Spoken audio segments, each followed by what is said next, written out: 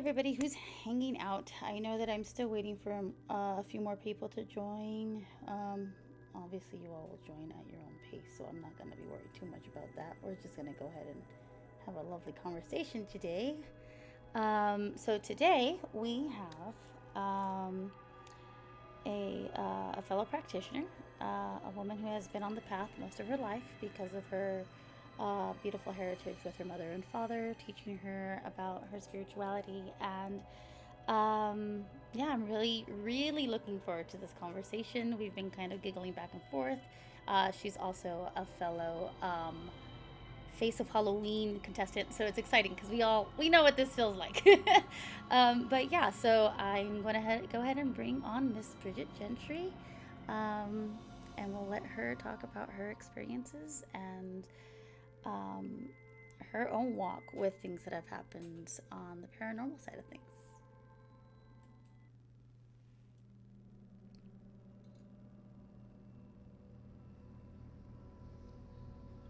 There we go. Okay.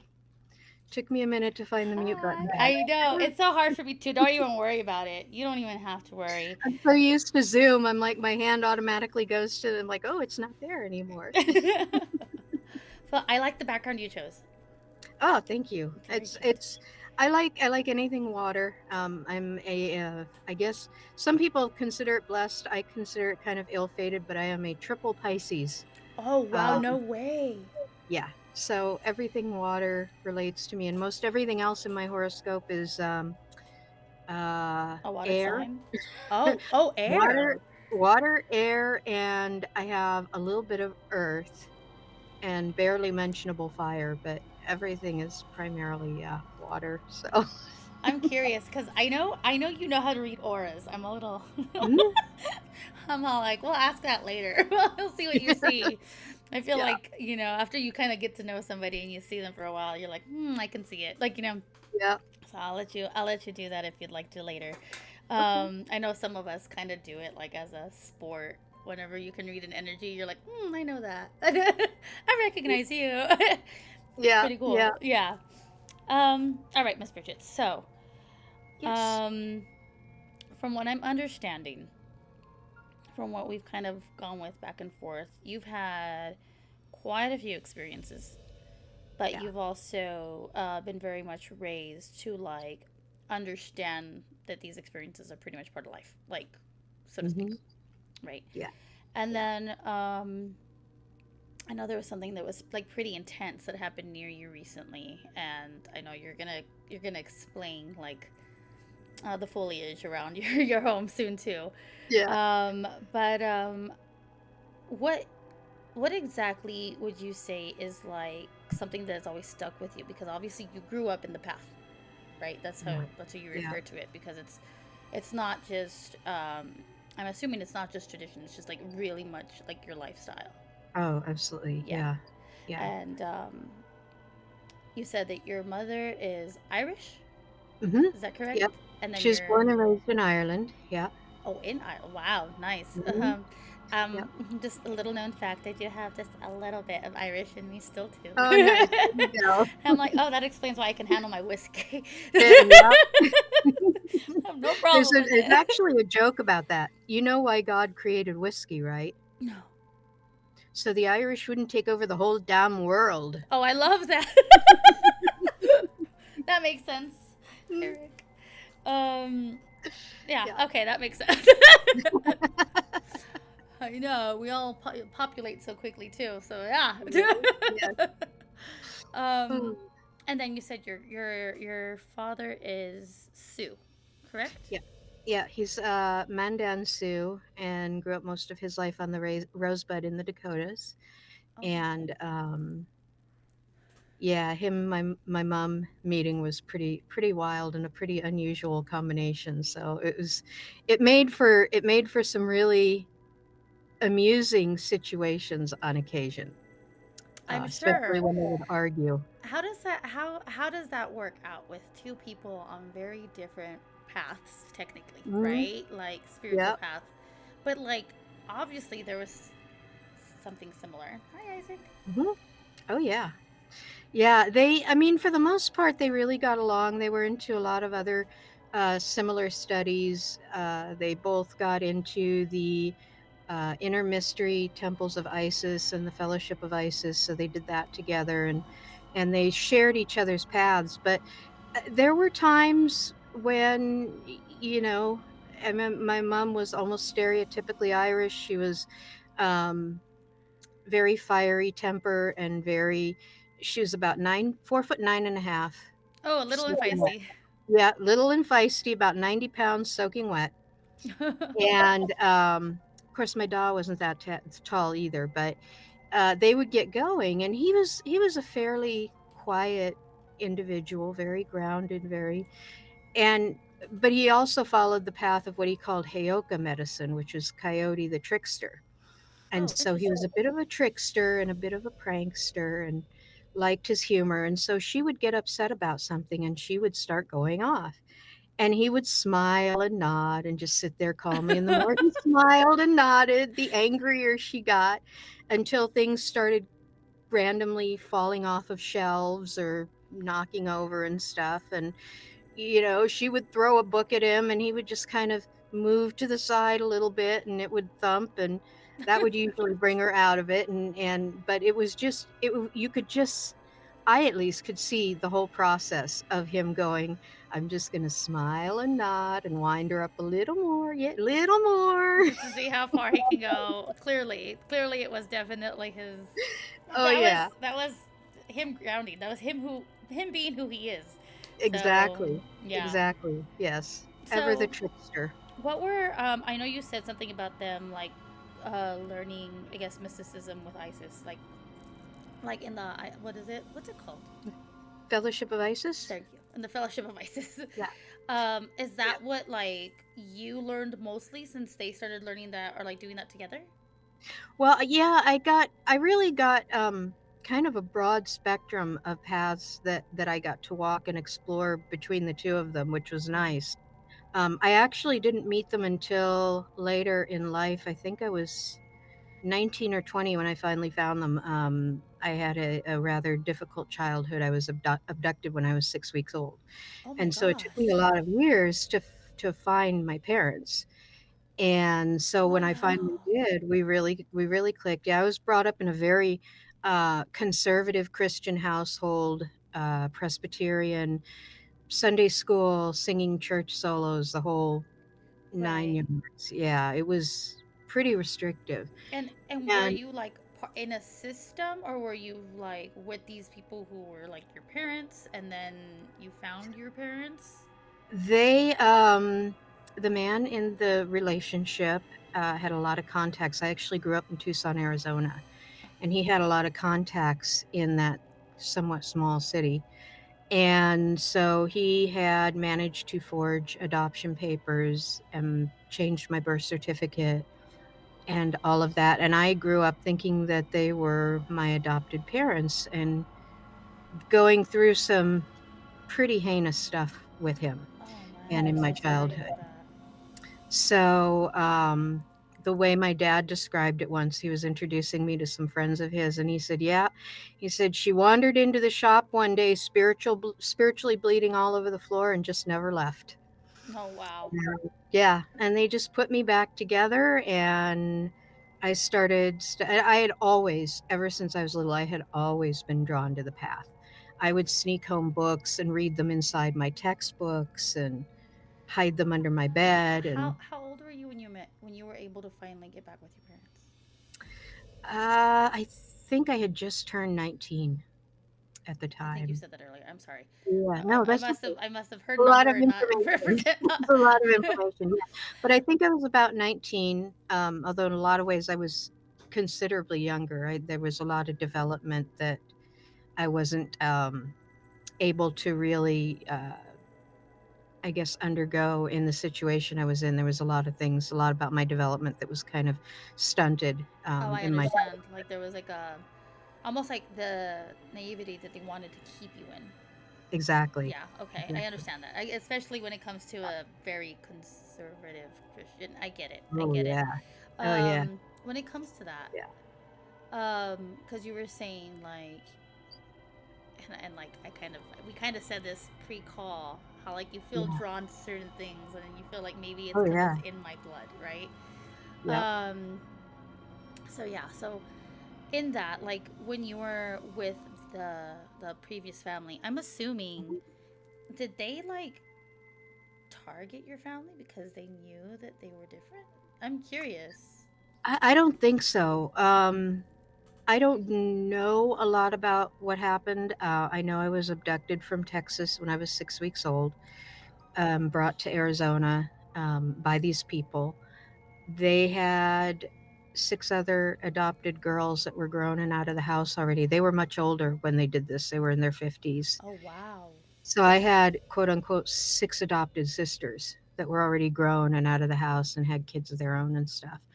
Um, so I really kind of grew up with a very warped vision of what was normal and what. What was And acceptable? so, Right. Yeah, because of, I mean, just what they were doing. That's so strange to me. I'm sorry. I feel like we could go on and on about no, that that's okay. that conversation. It's an interesting thought. I really don't, honestly, I don't know uh what motivated him to take the children he did. All six other girls were abducted too. None of their adoptions were legal. Um So I have no idea what his motivations or his parameters were, what his victim of choice, as I like to call it, was. To this day, I don't know. He didn't even really answer very many questions for us before he passed. Um, but I do know that finding my real parents was like, it was kind of like a puzzle piece clicking into place. Hmm. I had always been the odd one out in this family. I was the singer, I was the actress, I was the one who was into writing creative things. I was always getting caught with books on pyramids or mummies Me or, too. you know, Irish folklore My and dad all was this into kind of all of it stuff. too, so it was hard for me not to Exactly. gravitate to it. I Yeah. love all of it. All of it. I just Yeah. Yeah, but none of them understood me. None of Mhm. them really, I was just such an odd duckling in that little family. So when I finally found my parents, everything kind of clicked into place. They were running this, it was the weirdest thing. They were running this little paranormal witchcraft supply shop Your in real parents. yeah, Okay. in Arizona, in Tucson. And so they had, I guess, come there all the way from Texas and had spent a lot of years just looking for me, trying to trace what breadcrumbs they could, and that was the closest they could get was Tucson. So they actually got close enough to you. And how did you? Oh, okay. How did you? Because obviously we're gonna dive a little bit into this one because this is obviously it shapes you. It shapes you. How did Yeah, you? How did you realize? When did you realize that it was time for you to find your real parent? Like that you were adopted and all of that. And yeah, yeah. like when did you get to that realization? Well, I kind of grew up knowing I was adopted. They were pretty transparent about that, though they didn't tell me, who my parents were or anything. Um, and so I always kind of knew that and kind of felt that not fitting in type thing. But I was uh, I was in school. I was in college, working on my degree for performing arts, and I was away from the house a lot, hanging out with some of my friends and things to stay away from the house. And Mm-hmm. Oh, um, I guess that too. yeah, yeah. And so it was the weirdest thing. I had a job as a security guard, and I was really in a bad place mentally and emotionally. I was really in a dark place to where, I was at the end of my rope. I was considering throwing in the towel. Oh. And I took a right turn where I normally take a left. I figured I'd go a little different way from home, and I saw this little shop on the side of the road, and it just looked so cute and peaceful and welcoming. And I drove in and I parked and I walked in the store and looked around for a while, and this wonderful, absolutely smiley guy was behind the counter, just like radiated sunshine. Mm. And so I ended up wandering over and we talked, and I told him about some of the paths I was interested in and studied and stuff. And we Mm-hmm. ended up, lo and behold, talking for about close to 2.5 hours that day. Oh wow. And then I started getting involved with classes that they were offering. And eventually I moved from security guard to working part time in their store and Oh. things like that. And then little bits and pieces as we shared information started adding up. And everybody always made comments about how he and I looked so similar. They're like, wow, you guys look, you could be related. You could be like father and daughter. You look so much alike.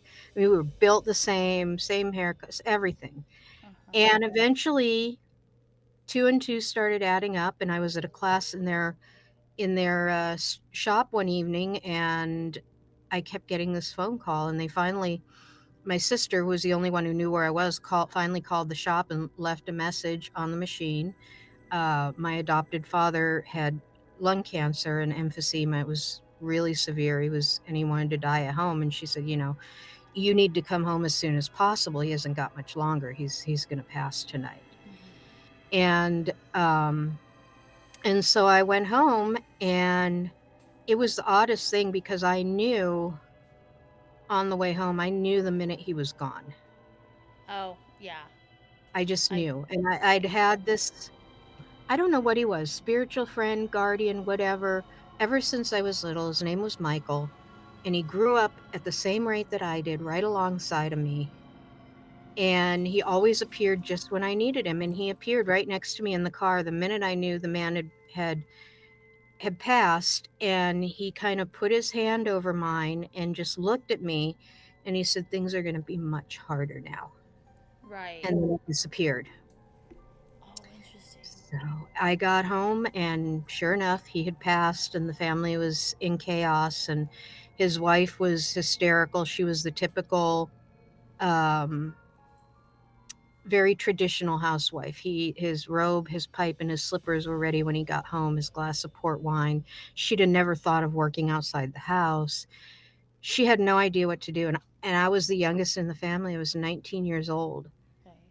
And I had figured out since then, from about age 16, something was really not right.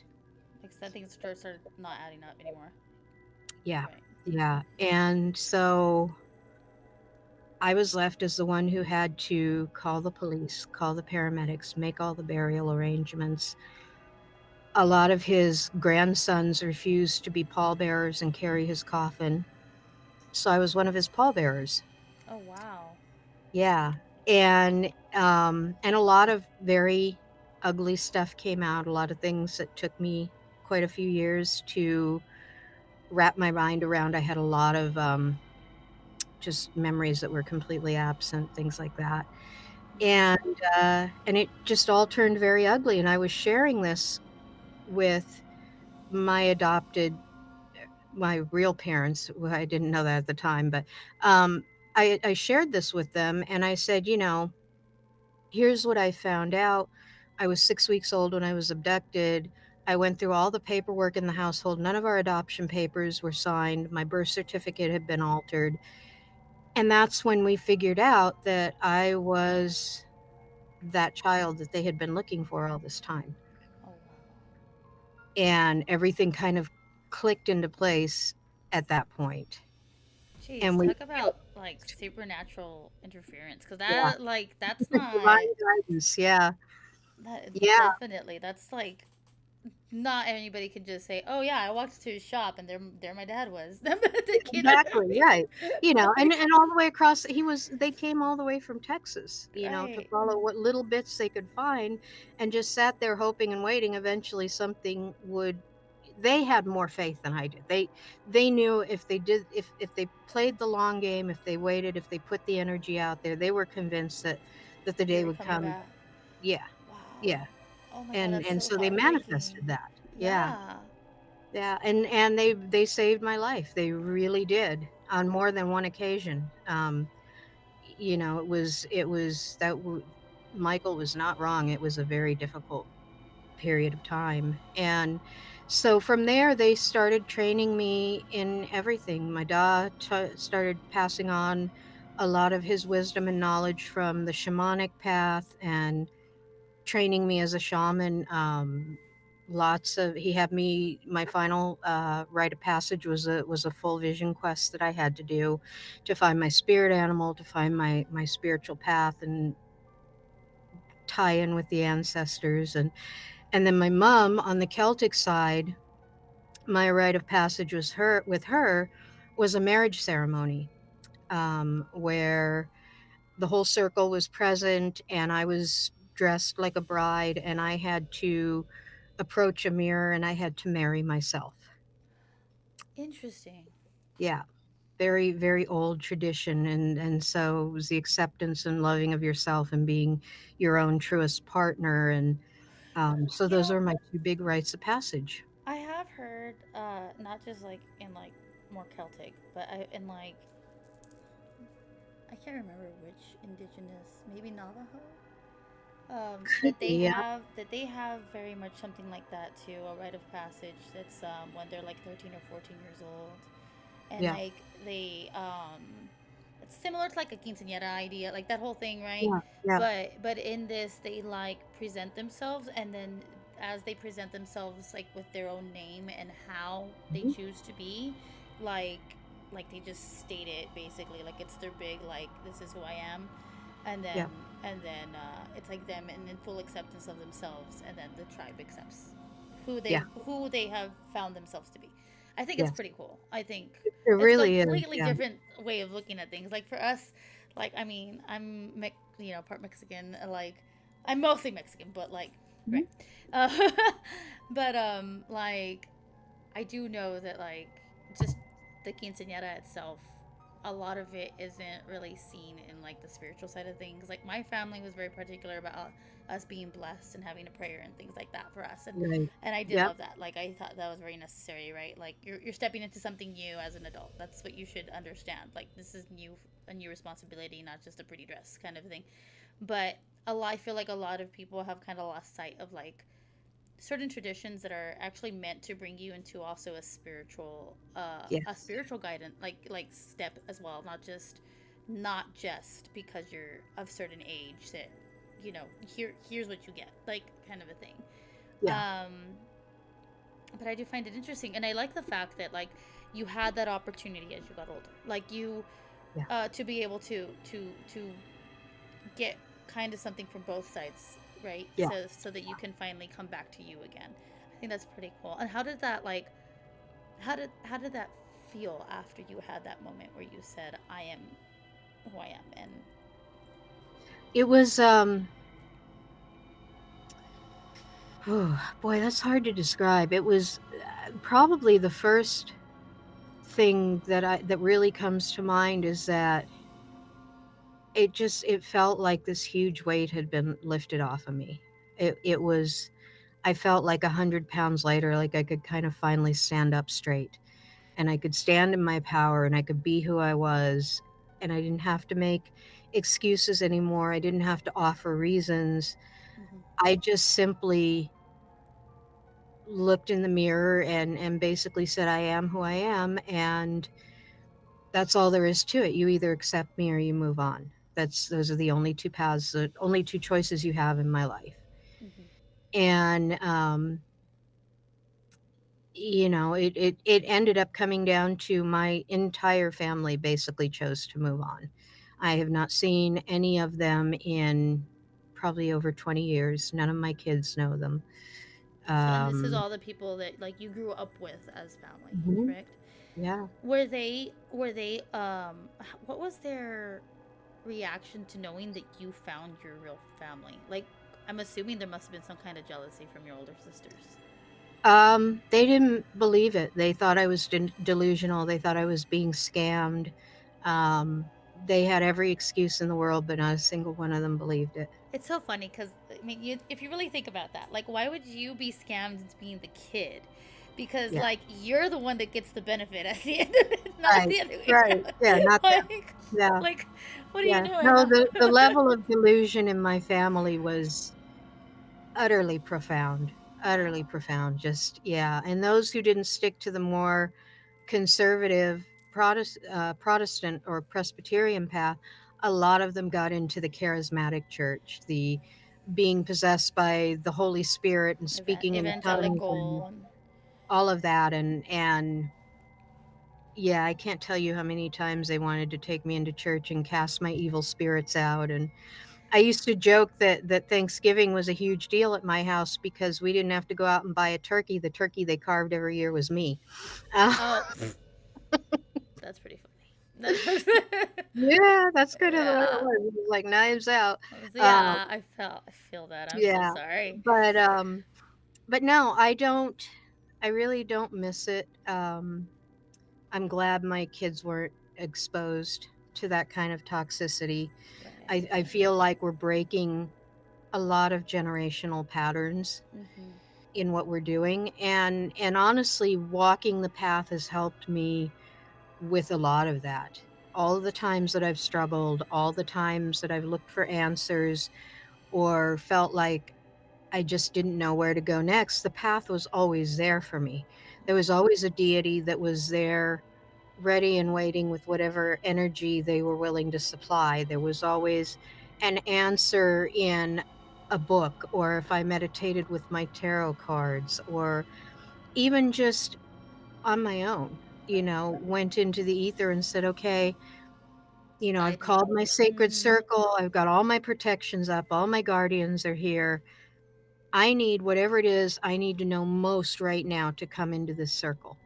Nothing else can enter this circle but what I need to know absolutely at this moment. Wow.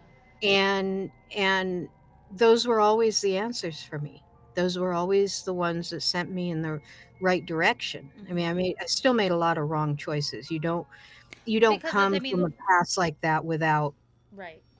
there's trauma, there's PTSD, there's everything that goes along with it. The path isn't doesn't miraculously save you from that or The same, and I'm miraculously gonna cure say it. on my end, it's the same with Christianity. I know a lot of people like to Yeah. think like, oh, because you become a Christian, everything's fine and everything's light and roses, and I'm like, no, not really. No. Like, No. no, like any path that makes you call onto your deeper self to Yeah. let go of yourself so that you're walking a proper, your proper purpose is gonna Mhm. be messy. Yeah. Like Yeah. if you're gonna see those Bible thumpers that say everything's perfect, they've got lots of fish in their pocket and they ain't talking about it. And that's pretty Yes. much it. Like, Yeah. so There's a difference between people who in the Christian my and this is just my your 2 cents experience. worth. Mm-hmm. Um, there is a big difference between those who are in the Christian belief system as a religion and those who are in it because it's their Hi, Pris. spirituality. Amen. Yes, exactly. They're I've very said that many different times. groups. I'm Yeah. like, I talk about my faith.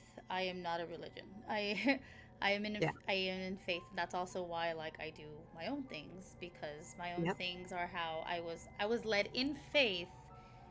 Like, I don't come from much, so what I can give is my discipline, in bringing something to an altar and things like that. Like, that's what I can do, and Yes. in that I bring my faith to it. I bring my intent, my blessings, my oils, my incense, all of that, and and it's so funny because I just had this conversation recently.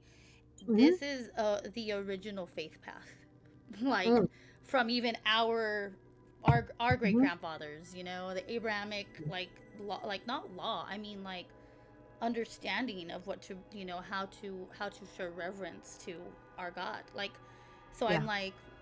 like this is not what's it called? This isn't like unknown. This was Yes. what we were. And I feel like some of us, like me, once we've got into a more spiritual understanding of our faith, we start getting called to bring back things, because I feel like my God wants to see that. Like, he Yeah. wants to see his children come back to him by singing and dancing under the moonlight, and you know what I mean. Right. Like, when you read everything, like of all, like especially like David was the man after his own heart, right? And I'm sure Right. you know this because you grew up with understanding Oh this. yes. Yes. So, like, one of the favorite things that God enjoyed was when he used to dance for him fully himself in the moonlight because he was. Mhm. Oh, hi, you toast. Thank you, sweetheart. Sorry, he's It's saying hi to okay. us. Um, Hello. but yeah, like, and I feel like, if I am after God's heart, if what I'm looking for is to be God's daughter and to please my Father, the way Yeah. that I would want to, I go back because I'm like, you know what? Nowhere in any of the gospel does it say stop. Nowhere, and you know what I mean. And I'm Yeah. like, Yeah. it's so strange to me. The only thing that stopped was the fact that there was an authority between you and God, Right. right? Right. Like now it's like, no, now come back to me. Like that was the whole reason of it, because he was tired of there being like his children feeling like they couldn't come to him anymore. Yeah. That was the whole reason of the gospel. He wanted to bring them back. He was like, no, like it's not just about sacrificing something. It's not just about this, because they were doing it. In my from what everything that I've been learning and reading, and when when uh, when when the Jews would come and bring something to the altar, at some point it was so traditional that there was no longer faith attached. And it was Yes. just like, oh, this is what we got to do now because they told us to do it. Right. Not, I'm bringing this to you because I'm thankful. Here's my reverence. Here's my trust in you. Here's my, like, you know what I mean? Like there was no longer that connection. And because they would bring something to the temple, the those in authority would take it and not continue that connection to Right. God. So, Right. so yeah, and then that was, again, that's the reason, the whole "it is finished." That's what's finished. That's Yeah. why the veil literally was torn. That's why the temple was literally torn down. There's a reason for that. It was because God is asking for his children back the way that he had them before. Right. The way that, I mean, Abraham, obviously our father of our faith, was, he just knew God. And he was just like, no, I know you're there. Who are you? What are you? How can I, you know what I mean? And it was just this undeniable faith. I know you're going to take care of me. I know you're going to bring me the family that I want. I know that, you know what I mean? Like it was things like that. And it was in that we're supposed to go back to. That's what we're supposed to remember, going back into who we are. That's why he lives in us, not of the world. Like, it's all of that. So I feel like that's where, like, when you meet somebody else who's spiritual, there's no more like, oh, what are you doing? Oh, why are you doing that? Oh, no, it's like it doesn't it's not there anymore, because you're like, no, oh, you walk in faith, me too. Yeah. And that's it. Like, you, oh, me too. Oh, I feel that too. Oh, you recognize energy, me too. You know what I Yeah. mean? Like, and why? Just Because because we're it's a both. different faith or a different Mm-hmm. energy, it doesn't, there's no longer that need within us to tear down or to criticize or try and save them from themselves, because each spiritual path is unique to the individual, That's exactly it. That's you that's know. that's I think that's the bigger part of all of it. Like, the path that you're on is meant to be your path and your connection with source, the Holy Spirit, God. You know what I mean? Like, it's Yeah. your connection in the ether, like you said, right? Yeah. In the beyond. Yeah. And you wind up learning so many more things when you're in that mindset, You do. like, right? Like, You do. Yeah. and I've one of the things I was telling, I met a fellow um,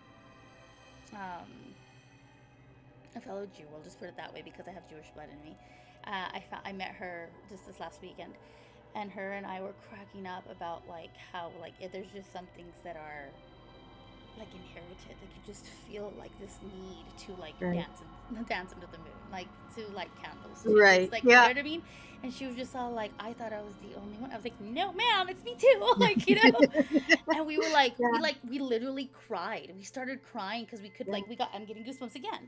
Like, we got goosebumps because we were like, wow, like, this is who we are. This is It's a who we are. reconnection. You know, it's a reconnection. Yeah, and I think it's pretty incredible. But I was telling her, like, when I think of other deities, I don't think of them as anything other than another branch of who I know God is. Yeah. You know what I mean? Like, I'm like, okay, an all-encompassing version of love being Aphrodite. That's still a part of the God that I know. Like, you know Yeah. what I mean? Like, it just presents differently. And I feel like that's how God is. He's going to present himself to you how you can receive him. Like, that's So for me. Like, that's my yeah, understanding, you yep, know? that makes absolute that makes absolute sense to me because and I've gotten so much flack over the years for this, not just from those who are in patriarchal religions, but even from people on our own paths when I describe to them how I see the deities or whatever. And to me, what I always point out is if you have a perfect, flawless diamond, you have all these facets on this diamond, and it's perfect the way it is. So Mm-hmm. you look at that diamond as whatever deity, divine spirit, whatever it is that rules everything, you look at it in its completeness with all of its facets Mm-hmm. as that one deity or higher spiritual Right. power. Mm-hmm. So now what happens to a diamond when you start trying to remove facets from it? It becomes flawed, it Mm-hmm. becomes valueless. So when you've got Christians trying to eradicate Jehovah's Witnesses, and you've got Catholics trying to eradicate pagans, Mm-hmm. all you're doing is you're trying to cut away facets off of this one divine energy. And all you're doing is you're flawing it, you're making it less beautiful, you're making it less valuable because each of those facets, whether it's Aphrodite, whether it's Buddha, whether it's Allah, whether it's Jehovah, they're all a facet on that diamond, and they're all what's contributing to its perfection. Yeah. The true divinity, the true. I Exactly. So mean, you remove those it all facets. comes together. Like people, it all comes together. Yeah, yeah. It all And a comes. lot of people don't like to hear that. Hmm. They don't like to look at it that way, that somebody else's facet is every bit as valid and valuable to that divine energy as theirs is. Hmm. People don't like to hear that, No, they don't. No, they you don't. know. And so that's how I look at it. I've had really personal walks with different deities at different times that were able to help me in what I was going through. Hmm. Um, my renaming ceremony with my mom, nobody alive anymore knows my sacred names. I'm the only one left who knows my sacred names. Oh wow.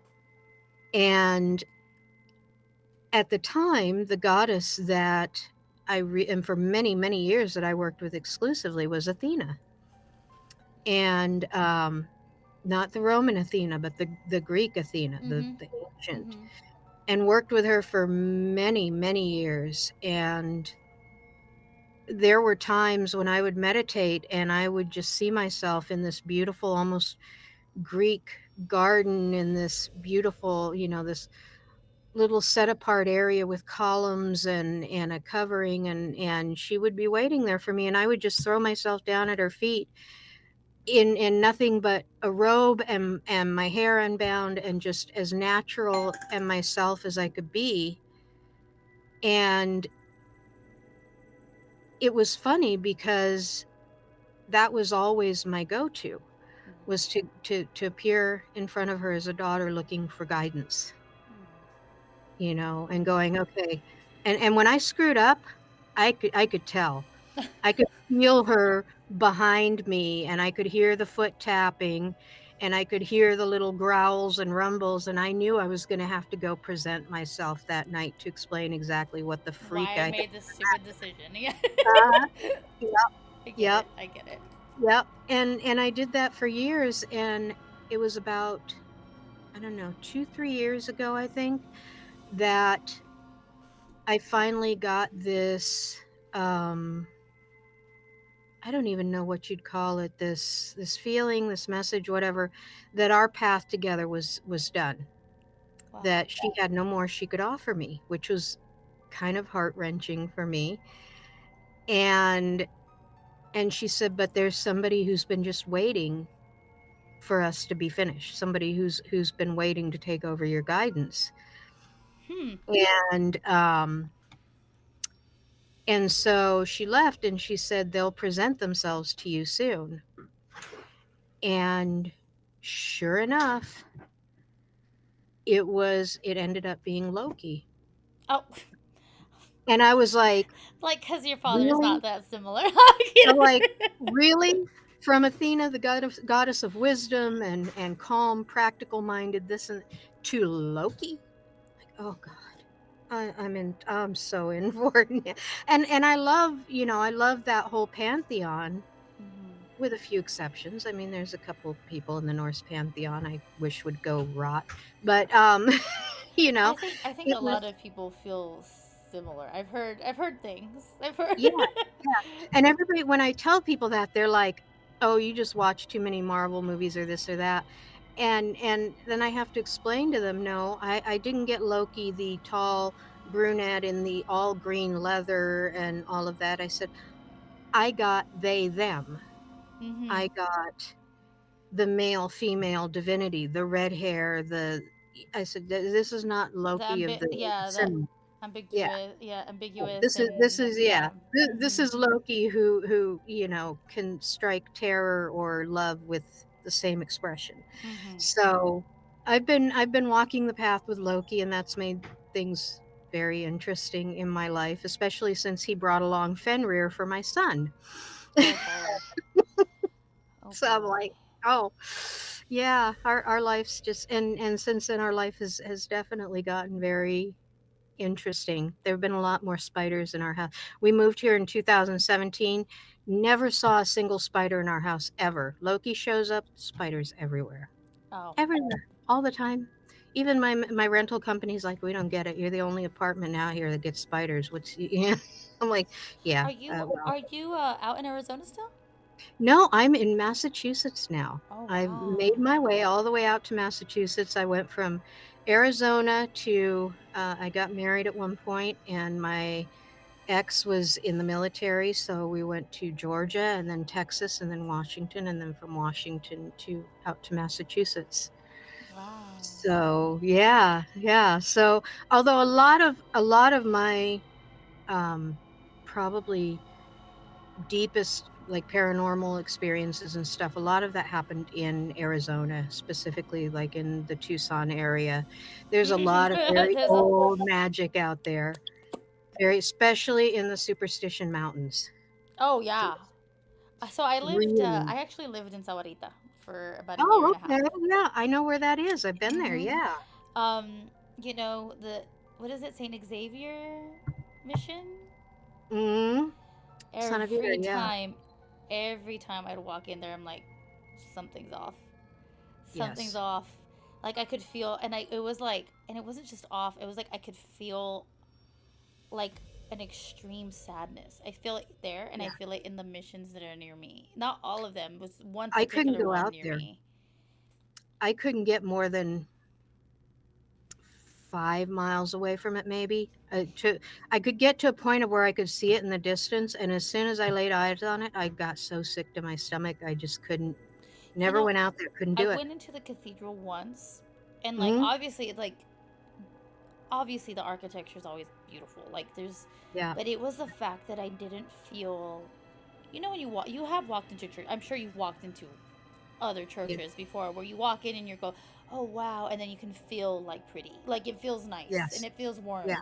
I walked into this one It's and for some welcoming. reason it felt so deep, like dark, like Yeah. almost like a filter. Like as soon as you walked in was darker, and I was like, Yeah. this is weird. And I understand that obviously, Arizona sun going into like a dark cathedral is one thing, but like there was just something about it. Like my eyes didn't Oh even yeah. adjust, and it was just strange to me. It was just so strange to me. Anyway, I feel like you're right. Yeah. You're right Well, about the old.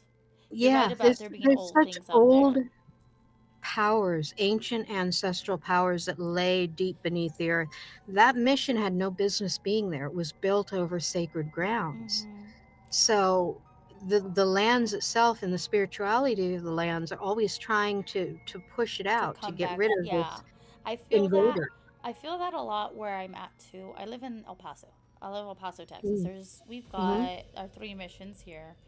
Oh, okay. Um, well, technically one of them isn't a mission, but it's part of the mission trail. Right. But one of them in particular is the one that feels the most heavy to me. Yeah. And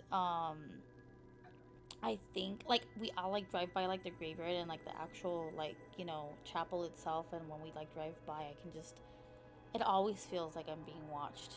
And Yeah. it's just the Yeah. strangest feeling, but it doesn't feel like, it almost feels like territorial, like. Right. And Hmm. then but like other things, because like I told you, like where I live, like I've told people, like I have Waco tanks. I don't know if you're familiar with what that is or where that is, Little but bit. Yeah. um but the cave drawings that are in there, some of them date back to 6,000 years, over 6,000 years. Yes. And for Yeah. me, I'm like, if you don't think that there is something here that's older than what we know, then you're I was sadly not mistaken. Like, happy. yeah, then you're sadly mistaken. And there are some things that I have um, come about with that um, some, like, I guess to some people, maybe because of my blood, because I do have like the indigenous blood of like this area. Yeah. Maybe because of it, I don't really get that. Uh, I don't really get presented to in an angry way, but Yes. like, but I can still feel like, if you walk in and you can, that there's a big stoic man who has the, authority in that place. You can feel it, It's So like like, it's like mhm. coming home from school and you know your mom is like, say your mom is mad at your dad or your teacher, Right, right. and You you can know feel they're that, mad. You know they're not mad at you, but they're but upset. you know Yeah, they're mad. yeah, yeah. That's exactly the It's kind that of, kind of energy. yeah, Yeah. exactly that. Like, ooh, somebody done pissed daddy off. It's not gonna be good. Right, yeah. And you kinda and it's especially up in the Superstition Mountains, man. Oh, there's Oh, something I heard one some of the story that stuff I messed me found up. up there, that was really kind of the beginning in a way of my of my path with clearing energy and trying to, as my dad always put it, leave the world a better place than you found it. Right. And I would find these sites out in the Superstition Mountains that my friend and I would go to. She was part of the circle too.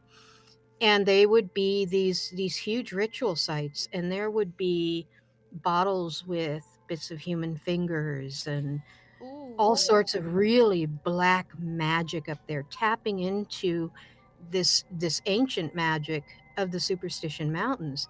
And it was so wrong and it was so poisonous. You could almost taste it Right, when you because a would get lot of near this was, one of these I sites. I think I heard that a lot of the stuff that happened there, that was like, it was like shaman that went dark because of their like anger of the It's settlers possible, kind of yeah. thing, and This they was like, more, I gotta say, this held a lot more resemblance to Santeria than it did to right. anything shamanic, because there were packets of grave dirt, there were iron filings and nails, and so it was much more Santeria Verdun type magic Mm-hmm, than it mm-hmm. was. And there was a very, I mean, there was a long ancestry and very deep and rich history of the Hispanic magic and belief systems in Arizona and specifically Tucson. And a lot of people think that because of some of the rituals and the spells that Verdun and Santeria are all dark magic and black magic and evil, and it's That's not not true. true. Yeah, It's not there's true. always there's a there's a path on Yeah, in yeah. every faith. We're gonna Yeah. put it that way. Everybody, There's a path, everybody there's a can make a choice. That's the choice. reason why you can Yeah. say that you come from a Christian home and there's a priest doing God knows what. That's, Yes. there's a path. There's always a There's a path. choice. You always make Um, the mhm. choice. Yeah. And so we would clear these areas, and it brought a lot of struggles into our life. A lot of this magic was incredibly toxic. It was very powerful because it was drawing off of this ancient magic, and we would take these things and we would dispose of them properly. At least the major really dark spell components, and we would neutralize them. We'd take them away from the site and we'd neutralize them, and then we'd go back and we'd clear the site. And and it was so, I mean, you would go up there and you could just, at least for me, I could just almost feel the mountains trembling with rage, something waking up, something. And I knew in my heart, I'm like, oh, we do not want this to wake up. We Right. really want you to go back to sleep. Right. There was like I okay, so when I referenced the whole um like shaman gone dark, it was something that I had overheard about like how the superstitious mountains started to hold that energy. That energy I think that you're talking about even Yeah. because it Yeah. was again there was like an anger that was like the intent was actually there. Like that was the actual intent. Anybody who comes in here is like in trouble. Like and the reason for that was because of the colonialism and everything that was starting to happen in Oh, the yeah. area. And as far The as like renaming what all you were the sacred saying, I feel spots. like that's why those who can do dark magic, they know exactly where they would go to try to pull some of that energy, right? Because that was what was like basically I don't know. I can't even think about the best way. You can see it with me, right? I Yeah. like Yeah. that's what was poured. There you go. I think that's the best Yeah. way. That The it's was Superstition poured into Mountains there. It's at the just twilight hour, that gloaming hour, being in the Superstition Mountains. I'm not going to lie. I'm a pretty brave person. I've dealt with a lot of stuff, but I would end up out and out terrified standing in those mountains at that twilight hour and feeling that rush and that crescendo of energy that would come out, and knowing what I had to do that night. right. Knowing I had to go further into those mountains, I had to go back to this site or go to this new site that somebody had reported, and I had to wade through that energy, and I had to set foot there, and the only shield that I had against it was the fact that my only intention was to fix it and to do better and to make it go And to away. bring That was the to bring only back shield the I had. yeah Yeah, to fill things yeah, better with light with light and yeah. warmth. Yeah, And there's that's no, and scary. there's, Yeah, I'll be honest, there is absolutely no guarantee that whatever it is that's stirring down there is going to acknowledge that or even be sane and rational enough to accept that you're trying to make things better. You right, may get caught up in whatever it is that they're throwing out there. right, right. There's no guarantee, but the cost for not doing is even higher. Right, right, because then it's festering. There's something that It winds is. up yeah, if you don't clean up a site like that, then Yeah. that energy's going to fester and then if you get there if you get there too late, then it's been there long enough that now Yeah. you'll be It a would bigger take target. somebody much more powerful than me to take it apart. Right, Yeah. exactly. Yeah, So, and it was all over Tucson. I mean, oh yeah. Oh yeah. there was where I lived, there was this huge graveyard. Everybody knew about it. Evergreen Cemetery in Tucson. Biggest Mhm. graveyard probably even in Arizona. Always stuff going on. The big thing that really threw Arizona into chaos was the fact that at one point Anton LaVey of the Satanic Church moved his headquarters and moved himself into the Los Ventana mountain Yeah. area, into those rich homes and everything. Yeah. Now, again, people assume certain things about the religion of Satanism. Most of them are completely wrong. Um, Toast, are People you use still it as here? an excuse. People use it as an excuse to do bad things when really, Yeah. more than anything else, Satanism is as a religion, really their central principle is living your life with choice, Right. with making your own choices. But that brought a lot of I hate to say, a lot of the freaks, a lot of the mentally disturbed out of the woodwork, saying, oh, the head of the Satanic Church is here now. We have his guidance, his blessing, whatever. It's time to go crazy. And I would have to go into the graveyard and I would have to clean up these different graves that had all this stuff. And it Oh, would, it's my just parents, disrespectful. Yeah. oh yeah, my parents, they consulted with the Tucson Police Department, Mhm. and they would be called in on these things too. And all three of us would end up going to these sites where there were all these black magic rituals set up, all this stuff. And eventually it got to the point of where people figured out who they were. And we would come to the shop in the morning and open it up, and we would have sacrificed dead animals on our doorstep. We would have people leaving messages in different languages on our answering machine. I mean, it was all because we were trying to do the right thing and clean these spots up. And Right. and it gets to a point of where you ask yourself, am I really making a difference? It's like being a pebble in a tide. Am I really diverting any of this tide at all? Am I making any difference? And then you find little things that do happen, that do come about. You get a letter from a family who said who says, thank you for cleaning up, my family member's grave. We couldn't even go visit because it was Because it just so was, yeah, horrible. it's just hard. It's hard to accept that somebody would even be that disrespectful Yeah. Yeah. to And your that's what it deceased. and But that's what it comes down to in the end. All the conflict between religions and whose God is better, and whether black magic is right or white magic is right or gray magic is right. It all boils down to one very simple concept, and that's respect. right. If you have respect, you don't have these issues, because respect means you can see where the other person's coming from, where their path is going. You don't have all these quandaries with whether or not they're going to go to hell because they choose to worship Aphrodite and collect pearls for their altar. Right. You know, Hmm. all of that goes away if you have respect, because that allows you to view things open mindedly Right.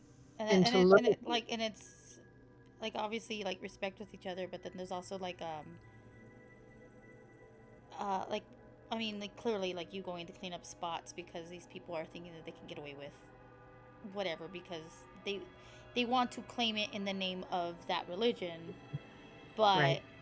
but like in no way was that ever No, um what's the best way to say it? Was that ever, oh my gosh, I can't think today. My words it keep was never falling out. part of their commandments or their setup or Right, their, right. It was never, yeah, it was, yeah, it was never never part something of that their was spiritual belief. Yeah. right. Yeah.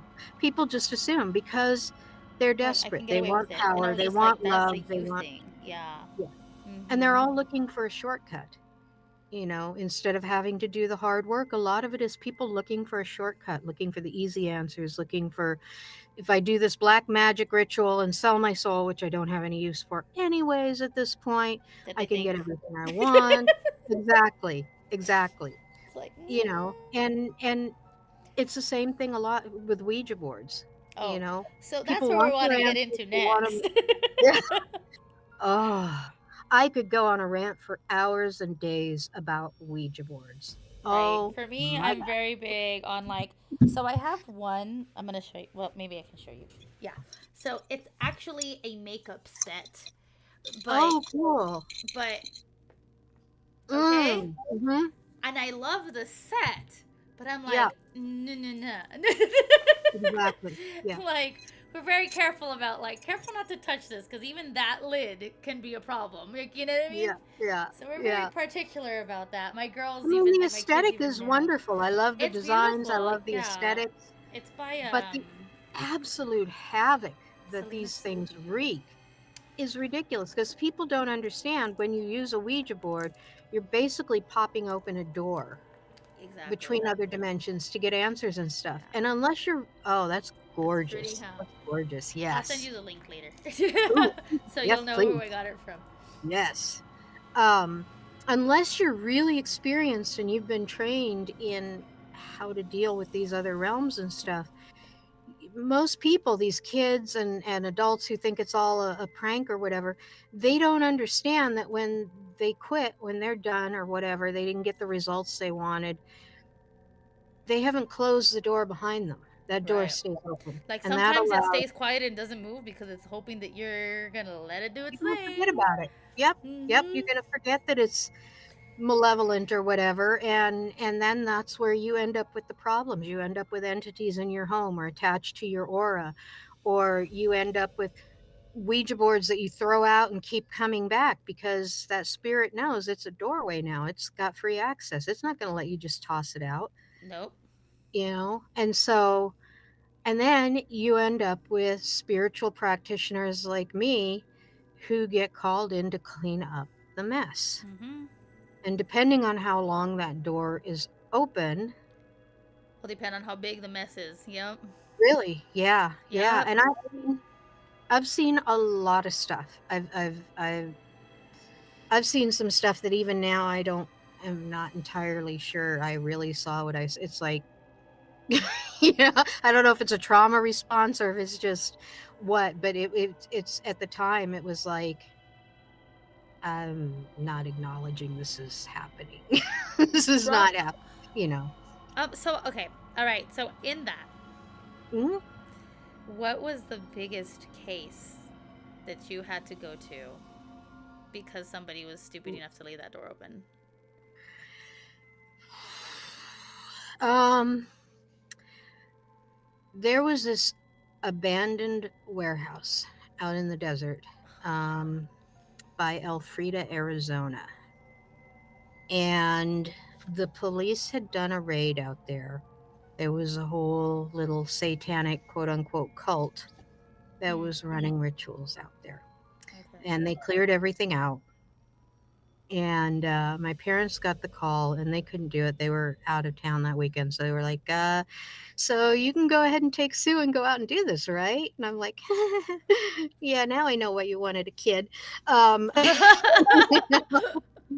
give me all the dirty work.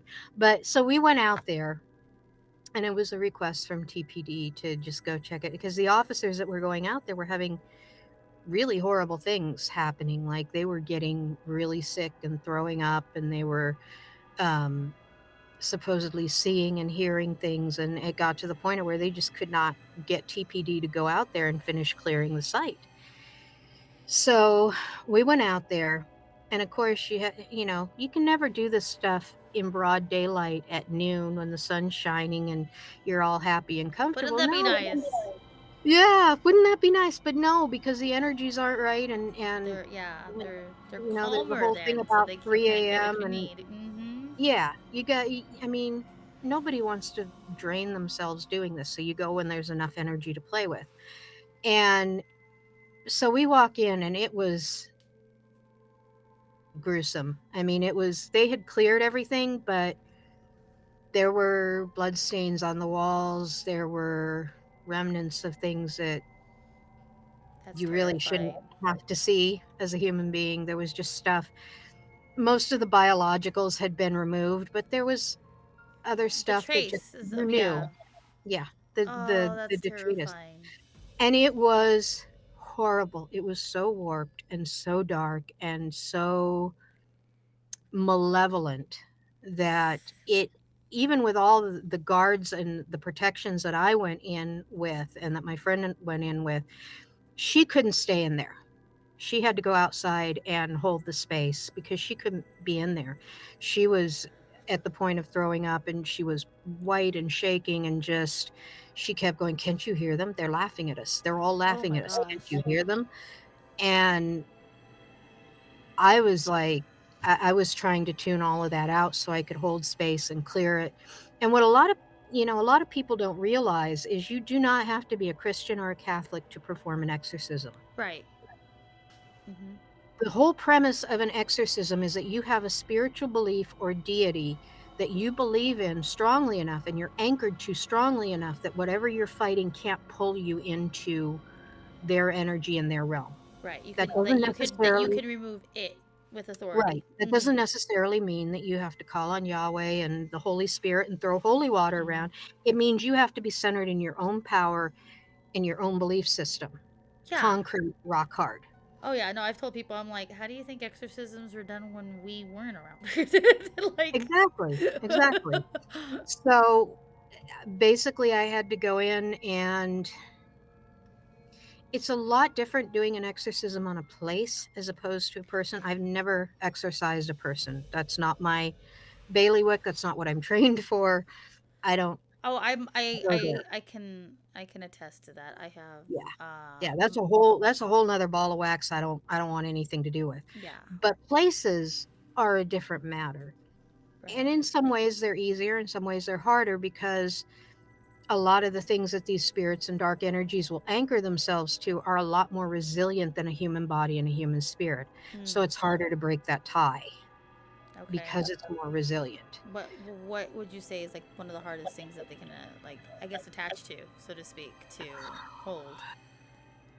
Um Well, like with this site, there were a lot of ritual implements that were left. There was like a broken dark scrying mirror. There were some jars and spell components that, while they didn't have biologicals in them, they had a lot of other very questionable stuff. When they anchor to things that people focus all their belief and their concentration and their abilities into, those are the bonds that are really hard to break, Okay. because the person believes that this implement, this device, is completely imbued with that power that they need. They 100% believe that this part of the ritual is absolutely necessary. It's going to bring them everything that they want, everything that their goal is oriented to in this ritual. Mm.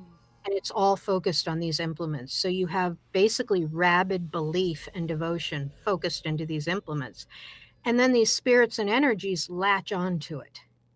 Oh yeah, And because it that was it. almost, That was what they were hoping for, right? They're like, right, here's for right. you. And a lot of these people, even though they're in prison or they're in a mental Exactly. hospital or whatever, their belief, if it's still there, continues to feed into these relics, these implements, everything else. So they have a continuous energy source on top of that. Mm-hmm. So you have to go in, figure out how to cut off that energy source. Then you have to diffuse the artifact that they're attached to, and only then can you move the spirits or the inhabitants out of the building. Because if you try to do it while they're still anchored to that artifact or that implement, you're basically you're throwing salt into the ocean. It's just dissolving away with the waves. You're not doing anything. It's a waste of time. Mm-hmm. And it really, it took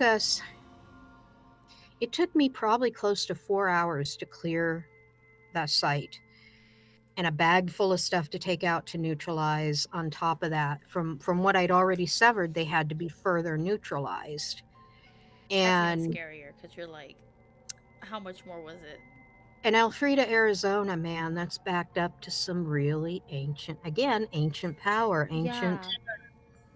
It's a really old ancient mystery site, and so it had all of that going for it too. And it was just, I was glad that I did it and we got it broken down. The police didn't have any more problems going out there. But it was almost like that was my another coming of age ritual for me, because that just opened the door. I All of a understand. sudden, I was getting all these calls for houses and people, and I was like, look, if you got a person that's dealing with a bad spirit, here's a number for your local Catholic diocese. Mm-hmm. Here's the process to get somebody to do an exorcism. Go have fun. My blessings upon you, my child. I don't do people. I don't do people. Yeah, it's Do your, you I'll do know. your home. I won't do. I think I've done. Hi, Teddy. How are you? I've done.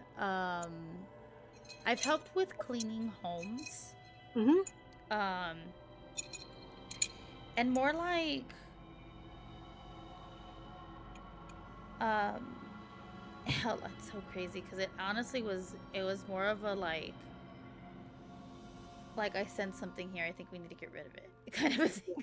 Yeah. Like, that kind of a situation. So I Yep. never like it's not always like it was never like a formal. It was more like I know how to do this and Right. we're going to work on this and while you pray, I'm doing this. Like, what I mean? Exactly. So we're going to Exactly. try to get this energy moving out, You don't have to be, and that's just the whole thing, is you don't have to be Mhm. formally trained. You can do Right. it intuitively. I was never formally trained. I kept getting thrown into these situations, so I decided, I need to do a little research and educate myself. Yeah, just But to as for understand having more. somebody Mhm. train me, I was thrown into the deep end and go swim, you know, and I had to swim. And because it couldn't, I couldn't, it's hard to describe. It's not, it's almost like a white noise in the back of your head, but not, it's more irritating than white noise. It's just this constant alertness and buzzing of wrongness. Like somebody, if you Yes. imagine how a cat feels when you pet their hair backwards or something, just that shiver of, ugh, that just didn't feel right. When I was a kid, I used to tell people that I don't think they're good. Like I was little, okay? But Yeah. if certain people would walk near me, I'd go, and I couldn't understand like the like a huge electric shock going up my spine. Yeah. And I'd look at them and I'd be like, what's wrong with that person? Like, why did Yeah. I feel that, you know? And then I realized, like, I started feeling that when I'd walk into certain places and I'd walk into, you know what I Hmm. mean? And I'd be like, And that's when I learned, like, as I got older, I started realizing I have the gift of discernment more now. I do have a gift of mediumship, and I don't just use it. I'm very much turned off until I need to turn on, or just put it that way. I do have some who are watching who have seen me in action, and they're like, yeah, no, she's not lying. You know, Yeah. she's there, she's got it. Yeah. But it's just it's a very strange thing to walk into a space Yeah. and to like it's almost like the walls are breathing, Yes. and the things that like obviously you said like there are like components that are left behind and things like that, and it's almost like you can look at them and you can recognize that that's a Yeah. mirror, but that's not a mirror, or that's Right. a like it's like my eyes say one thing but my my eye says Your another. third eye, yeah, Mm-hmm. sees Like I see half. something else, and sometimes you see like a weird face, or you see like a strange like color come about it, and it's Mhm. like, what is that? Why did I feel that? Why did I see that? Yeah. What is that? What's really there? Something's wrong. And it's strange. And okay, Yeah. so in this space, Mhm. I'm just feeling it. So in this space, you said that, was it Sue some was with you, is that right? And Yeah. they stayed, they had us wind up staying outside. Did it take you that evening to tackle it all, or were you able, or did you have to go back and forth to it? I everything that I could do on site, I did that evening. The Okay. severing of all of the links, the clearing of whatever energy and spirits I could out of there. And it sounds kind of weird and I don't know, cruel or creepy or whatever, but whatever was hanging around there, I just sent it out to feed whatever it was in the hills that was pissed off. I'm like, here, have a meal, go back to sleep. Snack time, have a little Oh, I midnight snack see. and go back to sleep. So I'd send all that energy, all those beings, whatever, out to Mhm. that pissed off thing that was sleeping beneath the ground. And I was like, here you go, Mhm. snack time. And then I'd go back to clearing and I'd just shove little I get bits it. at So it. you're For like, these good. energies can be your snack because we're tired of this. Exactly. Yeah. Exactly. Yes. Happy, Right. happy Like, I mean, we got to Christmas, get rid of it Hanukkah, whatever. Here somehow. It'll go you that go. way. It'll Take it with go. my blessing. Mhm. And but then there were all the artifacts that I had permission to remove, things that weren't pertinent to their case, that I had to go out and then neutralize and get rid of. Mhm. So they couldn't be reactivated. So they couldn't. Somebody else couldn't find them and inadvertently draw things. It's when these sites are left the way they are, with the components still there and stuff like that, when law enforcement doesn't know anything about the occult and they leave all this stuff, then you get the teenage kids who think they're Sam and Dean Winchester, or and I'm not knocking the Winchesters or Supernatural I'm because they married did to Dean some, in my head, okay? yeah, they did some phenomenal research on the lore for that show. They always hit I it pretty much dead agree. I on. think that's why I loved it so So much. I was like, yeah, they touched I'm on not that. knocking it, but Mhm. a 16-year-old kid is not Dean Winchester, No. and Mhm. they go traipsing into these sites, or they're just thrill seekers. And oh, this is really cool. Look at this jar with nails and iron filings. It And then looks they really shake old. I'm it, going and to then take they it play home with with me. it. Mhm. Yeah, I'm going to take it home with me and I'm going to set it on my shelf in the bedroom because it's such a cool. And then before you know it, they got all these problems. They got nightmares. They got emotional disturbances. They got this. They got that It's got something because shaking their nobody bed. Yeah. bothered. Yeah, nobody Uh, bothered to clean up and left all that stuff behind. And a lot of it too, law enforcement doesn't believe in it. They don't hold any truck with it. So to them it's not leaving they don't dangerous. believe in it until they realize that they need you to do it. Exactly. And even then they're like, I heard all sorts of things from you know the police department, the TPD, that, oh well, these officers are just letting the crime get to them, the atmosphere get to the scene, get to them. We're going to send you in, you do your thing, we're going to tell them you've done your thing, and when they go back in, it's going to reset their mental processes. They think it's going to be all safe and clean, and there won't be any more problems. They won't have any more mental issues with this site because you're basically going to be a placebo, Yeah. and Yeah. that's pretty much the attitude that you get. Hmm. But dealing with law enforcement in any of this stuff is always a landmine. You never know if it's going to blow up and take your leg off. You Yeah. really don't. Yeah. You don't. They're just I've had so many horrible experiences. I've had for a lot of years I had precognitive dreams, and Wow. they were always it was always through the eyes of the victims. I was always one of the victims in the story. And it wasn't, I can't even say it was precognitive because I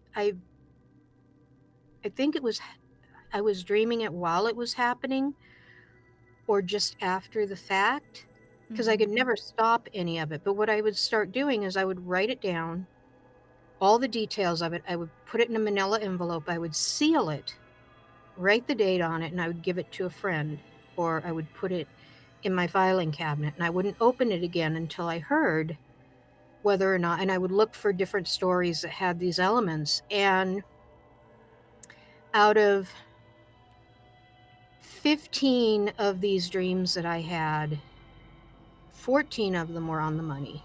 I Oh found, my gosh. and I wouldn't open the envelope until I had somebody there with me. They would see that the envelope had never been opened, that it Hmm. was sealed, it was dated, the whole thing. And then we would open it and we'd read that and compare it to the news To the article or story. whatever. That's so And scary. that would be the validation. And one time I had a dream that was really real. I saw the milepost marker on the highway, and it was at a rest stop, and there was this little white car, and I got into the car on the passenger side, and I lifted up the little floor mat thingy that you put your feet on, Hmm. and there was a broken necklace under there. And I pulled it out and looked at it, and there were some other details like I got out and wandered around the car. There was this like white tennis shoe. And so I didn't know if this was still fairly early on for me. I didn't know if this person was still alive, if that's why I was seeing all this. So I went to the police department and I told them all these details that I had seen. And I said, I think there's a crime I think somebody's missing, this and that. And because I revealed details to them from the investigation that were sealed that only the officers on the case knew, I Oh, became a suspect in the case. right. And that was the last time I ever shared anything with law enforcement. Yeah, because all of a sudden, like, now you're the target. And you're like, no, I'm here. I'm here to provide my help, like, because I can see something. They don't want to hear that. They don't want to believe it. They want an easy open and When close was case. this? Like, how many years ago? Because the CIA let us know that that's real now. Yeah, that The was CIA came in out. that was probably in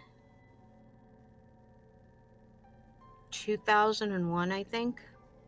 Okay, yeah. Yeah, so it was quite a while When there was ago. still a lot of dummies and thinking like UAPs aren't real. Mm-hmm. Mm-hmm. Yeah. Sure.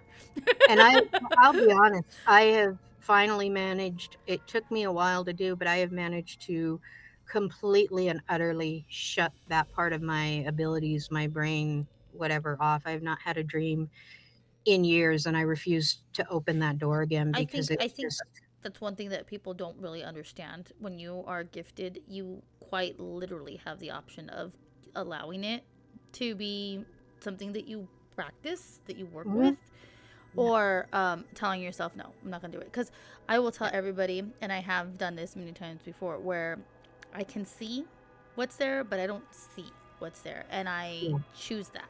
I don't want yeah, to see what's there. Because when I was a yeah. kid, I could see, Oh, no yeah, problem, kids are you so know. open to it. Yeah. Mm-hmm. And Yeah, that's the worst cases that you work are where you get called into homes where there's children because the children are just they so can tell. open and receptive and Mm-hmm. and it just and there's only so many times you can like die horrifically in your dreams before it really affects what little sanity you've got left. And you wake up and you're absolutely convinced that you're going to have a knife sticking out of your ribs. The first thing you do is grab for yourself because you know you can't continuously do that and stay sane. You just Oh can't. no. So you have to make that choice. And there's literally, if it was precognitive and I could go to the police and say, okay, this is going to happen on this date, or this set of circumstances is what you need to look out for, that would be one thing, Hmm. because I'd be helping somebody. And in that Hmm. case, you got to weigh out the damage to yourself and the benefit of helping somebody else. But this was doing nothing. I wasn't precognitive. I wasn't able to stop anything. I wasn't able to close any crimes. All I was able to do was live those last minutes with these people. And that was just something, there was no, what do they call it? There was no cost loss profit thing there for me. It was just trauma after trauma with no payoff, no benefit. So I recently, just over a year ago, Mm, there was an unaliving with a pew pew. Have to be careful because we're on YouTube. yeah. Just outside my apartment. No lie. Yeah. Like, you know, I'm on the second floor, so it happened just right underneath, like the Yep. tree right here where I'm at. Yep. And I remember when that happened. I heard it. I Hmm. called 911. I had like within 7 minutes, I had just come in carrying in my son because he was Hmm. asleep. I had just come in, bringing him in, tucked him into bed. I was getting myself something to drink in the kitchen, and then all of a sudden, here, I was just thinking, oh my gosh, because I have this habit when my son, like, because he's a toddler, right? He was about 4 years old at the Hmm. time, um, and I had the habit of like having to like get myself prepared that I had to carry him upstairs. You know what I mean? So I would Yep. a lot of times I would sit in the car and just like chill and listen to a few songs before I'd be like, all right, I'm gonna carry you. You know what Yep. I mean? Suck in the stomach muscles, take a big breath, and get ready Yeah, like to I'm just gonna live. kind of relax my body right now before I have to like mommy Yep. up, right? And Exactly. I was so used to doing that, but something that night was just all like get inside, just get inside. So I was just like, okay, we're just getting inside, and it just I didn't Yep. really feel anything, but I just remember feeling like, okay, just get inside, right? And like sure enough, within 7 minutes of me like getting from the car to inside, stuff starts happening outside. I hear the arguing, and then and I was like, "Uh-oh, what just happened?" And I call immediately. Like I like threw myself under the couch, like because like away from the window, and then I like had my phone with me. I called 911. I'm like, I just heard this. I don't know what's going on. I can't see anything. I am not gonna look out the window. I am like I'm making it very clear to them. Like I just heard this. You need to come, like now, Yeah. you know. No, don't And ask me to go sure over to the enough, window. No, don't ask me my name. You're not getting any of that. Just come. right, right. And then I wound up telling them the next morning they did come to my door because I did tell them Yeah. what apartment I was in because obviously I'm right next to it, right? And they did come to my door and they asked, well, what did you know? And I was just like, look, I have the Ring camera, but I don't think it picked anything up because it's a motion thing, not a Right. sound thing, you know? And I was just like, but it was about this time at night. I can let you know when I came in because, you know what I mean? And I was Yeah. just all like, but that's it. That's all I got. I really have no clue. I do know that I had stepped out on my balcony and I couldn't see the victim. I just saw Right. the girls who must have been a part of like what happened up on the up on another balcony watching and like waiting for authorities. And Yeah. like they were on the phone too. And then like some other and I guess some other people were outside too, but I really didn't care to Yeah. acknowledge them. I was just like I was trembling. Yep. But from that moment, from that exact moment to up until a few days later, and I'll explain that later, I could imagine this man in my head, his attire, his tattoos, his haircut, everything. Yeah. Like, I could just imagine him, like, in this remorse, in this, like, sadness, in this full, like, regret. Um, he kept saying sorry, like, Yeah. consistently saying sorry. And I Yeah. was just like, is that the man? Is that the victim? Is that the victim? Like I kept thinking, I was just like, it must be. And I couldn't sleep. I was having a hard time sleeping for nights until I saw his family come out here where he had passed. They put candles out. They all like were crying. They were, I guess it was the mother that I wound up kind of like recognizing. And then um, I had other cousins like surrounding too, and they were all speaking Spanish. And I was like, "Do any of you speak English?" And then like some other like I guess like a second cousin or something was just like, "Yeah, I do." And I was like, "Can you please let them know?" And then I like let them know what I understood, what I saw, Yeah. who I saw, and that he was very sorry, that he's sorry he left, that he's sorry he did this to his family, like all these things. Like I was like saying everything. I had no clue what his involvement was with anything. Yeah. No clue. And the mom just broke down even more. And I was just like, I am very sorry, but I need to tell you this because I can't sleep. And you're here now. Like, But I he's think not going to leave me alone you until need I to, do. I need to let you know, right? Yeah. Yeah. And then after I was done talking about everything, I asked the second cousin, I was like, do you have a picture of him? Because I'm very curious. And sure enough, the exact person I was seeing, the Yep. exact person to the T, to like a very specific, like, little tattoo on his neck. Yep.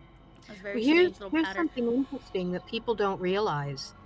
You probably saw him a lot of times when these spirits linger because there's unfinished business or there's Mm-hmm. regrets. When we see them as they picture themselves. A lot of people are That like, makes "Oh, sense. was he all bloody? Did he have a gunshot wound? Did he, if he hung No. himself?" No, you don't see that because that's not how they see themselves. Right. When they think of themselves or they think of themselves as still alive, they think of like the last image they saw in the mirror. They Right. picture That makes sense. themselves. That makes And sense. that really validates what you saw Well, because you saw him as he had the image of himself in his mind. so the only thing I got wrong was the color of the car that I saw. Because I saw, like you said, you can see things. Yep. But I did see two people. I saw them, like two men, and one particularly, and I think it's the one that actually was carrying the thing. Yep. And him, like, when I saw the report, like a week later, I was like, Mhm. that's him. Like, it was like, and I was like so thrown because I was like, That's him, that's I've him. been seeing that. I've been seeing that Yeah. guy. Like I saw, like it was just, it's so weird. It's the weirdest Yeah. feeling. And And I it's go ahead. weird too, like with you saying that the car was a different color. Mm-hmm. There are things that can affect that.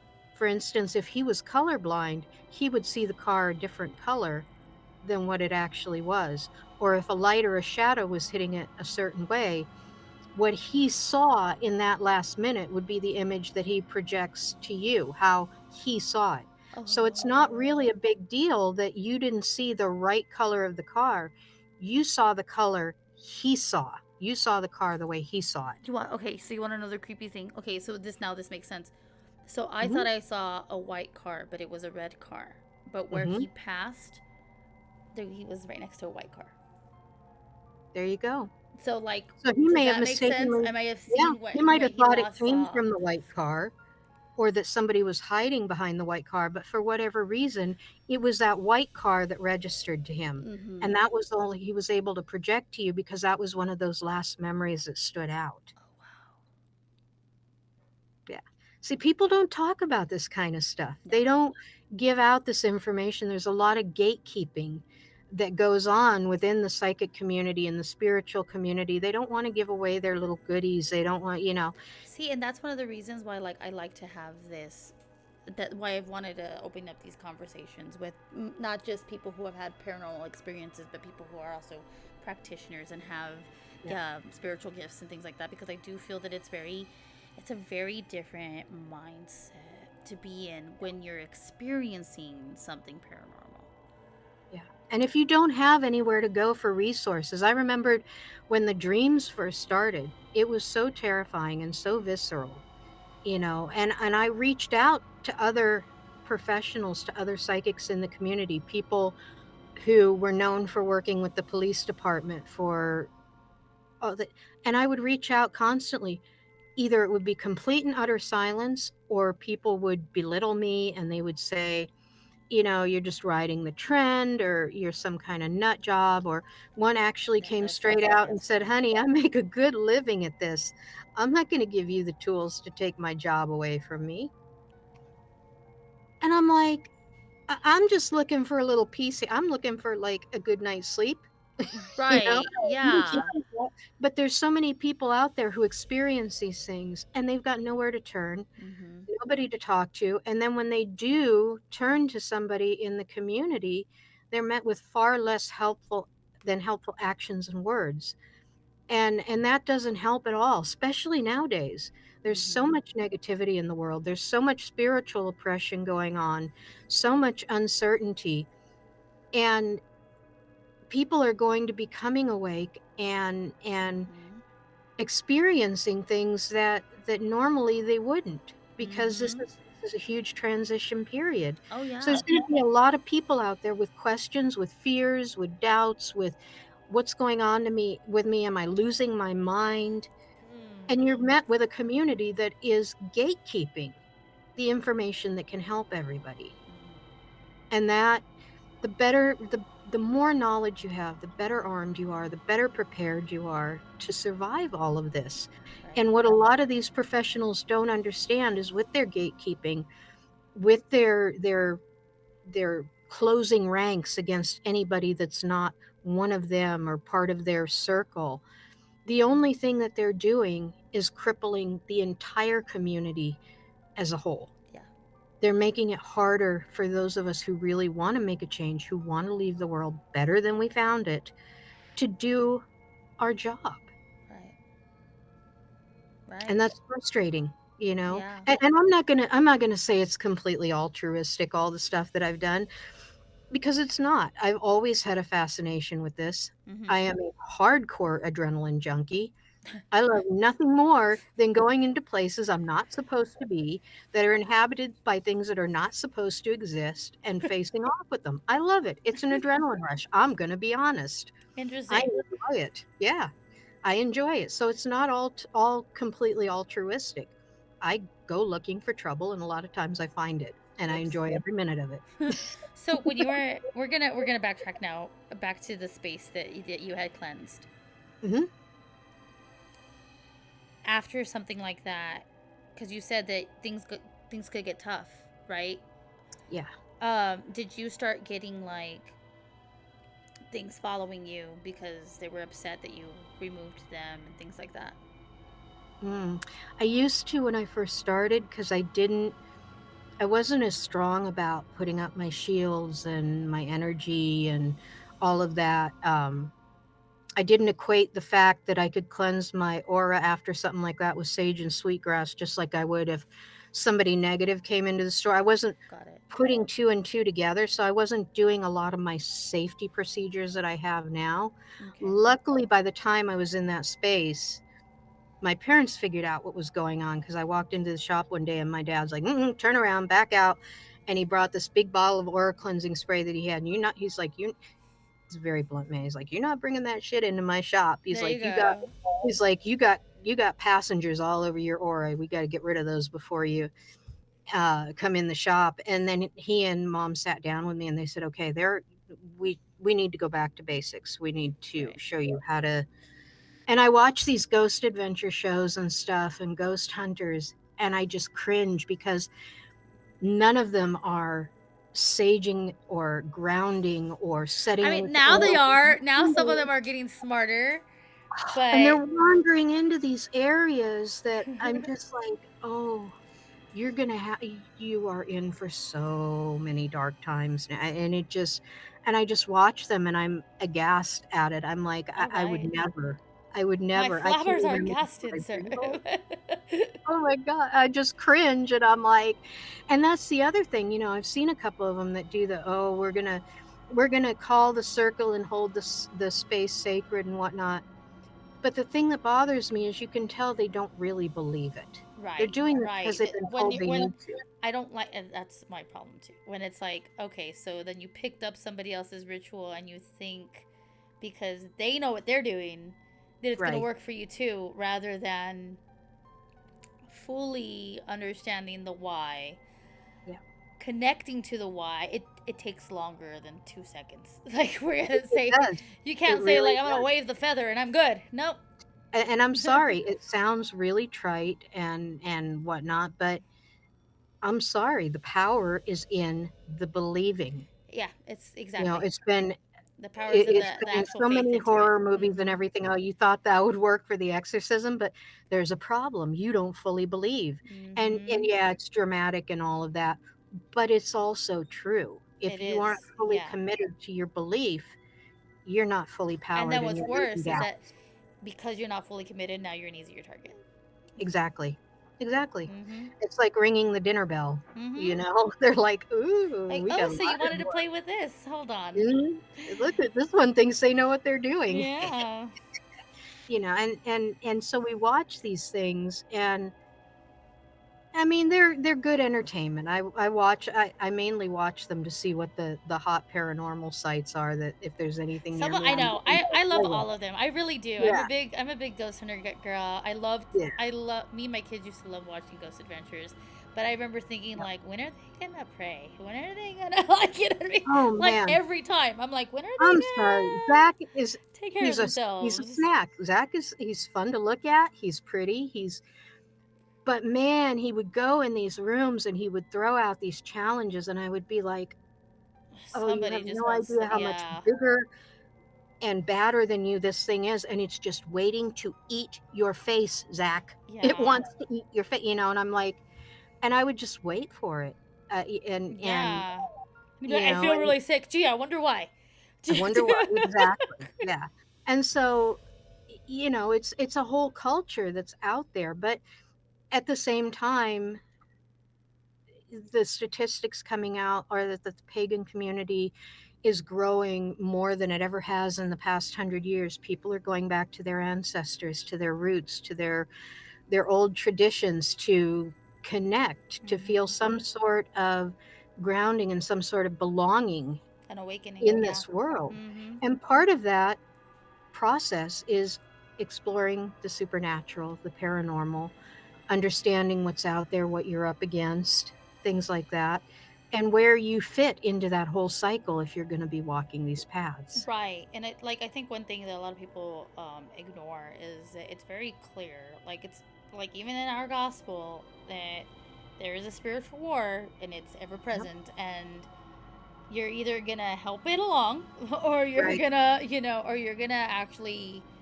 help um shield and protect not just your loved ones, but like Yeah. those that you cannot see. Like, you have to, you're either a part of it, or in a good way or a bad way. Like, you're either part of the Yeah, problem or, yeah. yeah, And or you, you're the solution. yeah. And and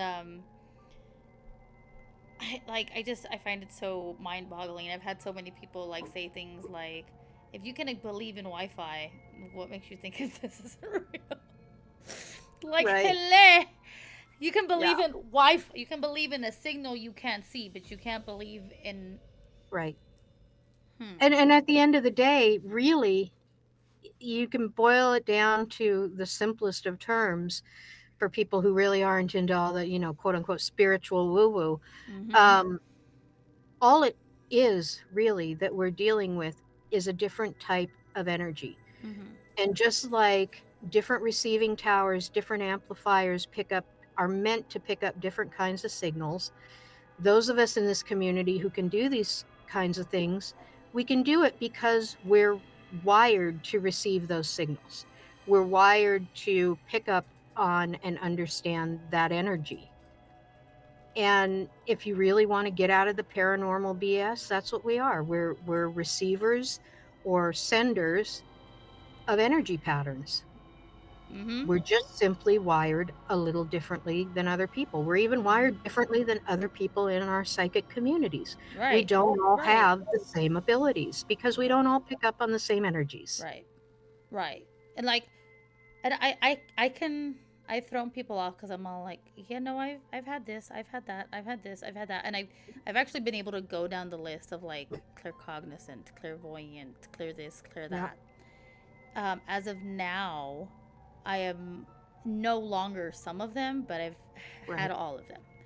Yeah. And the reason I'm no longer some of them is because I'm like, I don't want to. I don't want to deal with that. I don't want to hear that. Exactly. I don't want to see that. I don't want to. Yeah. But here's an interesting question for you. Okay.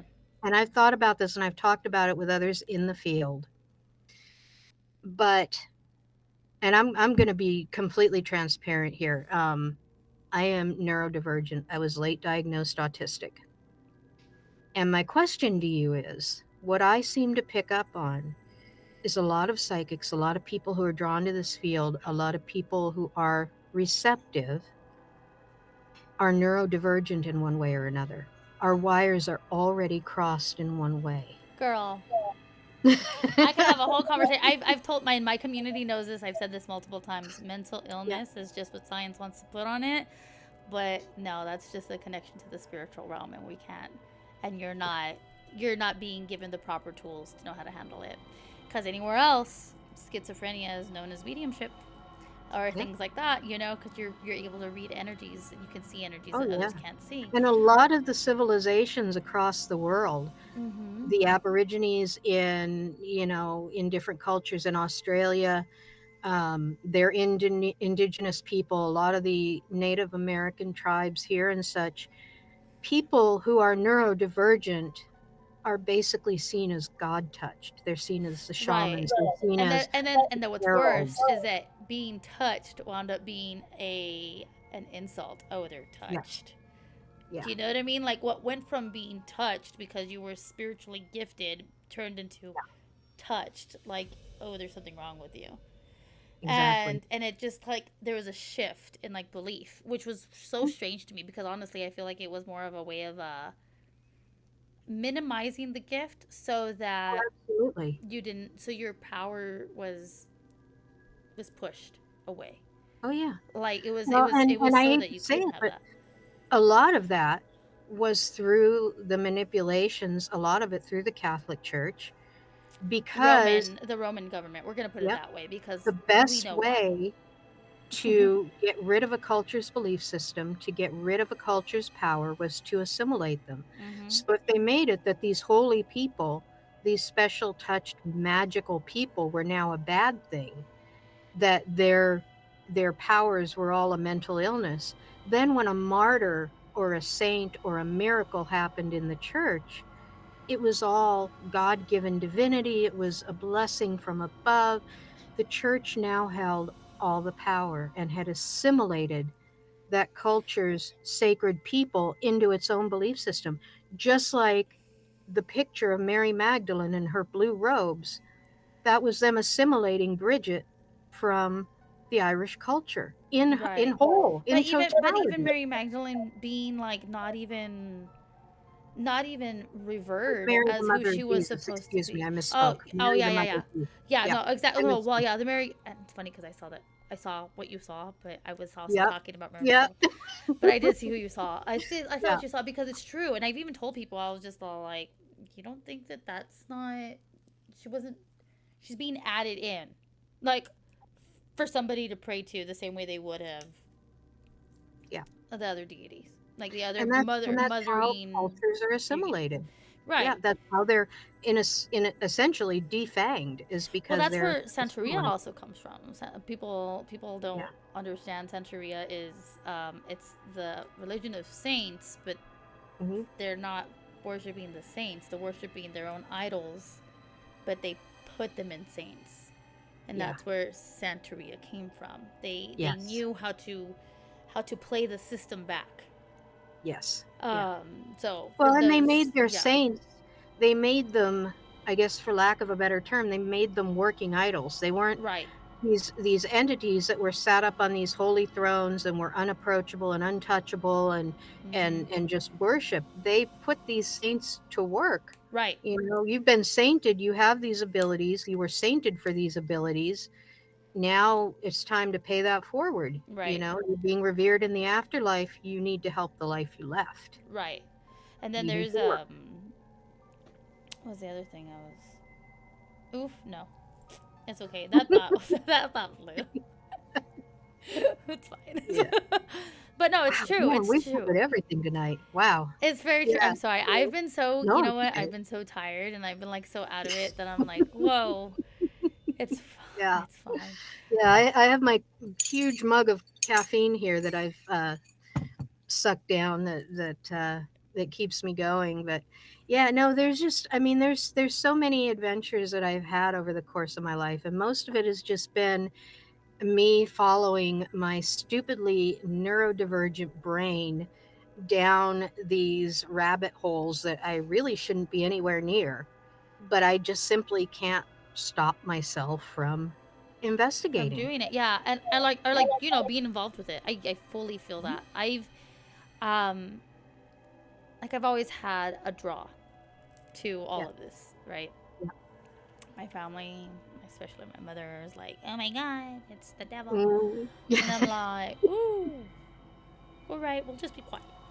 You don't gotta know nothing, because I don't want you to freak out, like, because you Yeah. can't understand, like, it's because you can't understand. It's not because it's what you You can believe." get along with the devil himself if you just say yes and amen. There we And that's go. how we deal You with our know, families. I've told, and it's so funny because I've told people, I'm all like, even the devil knows scripture, right?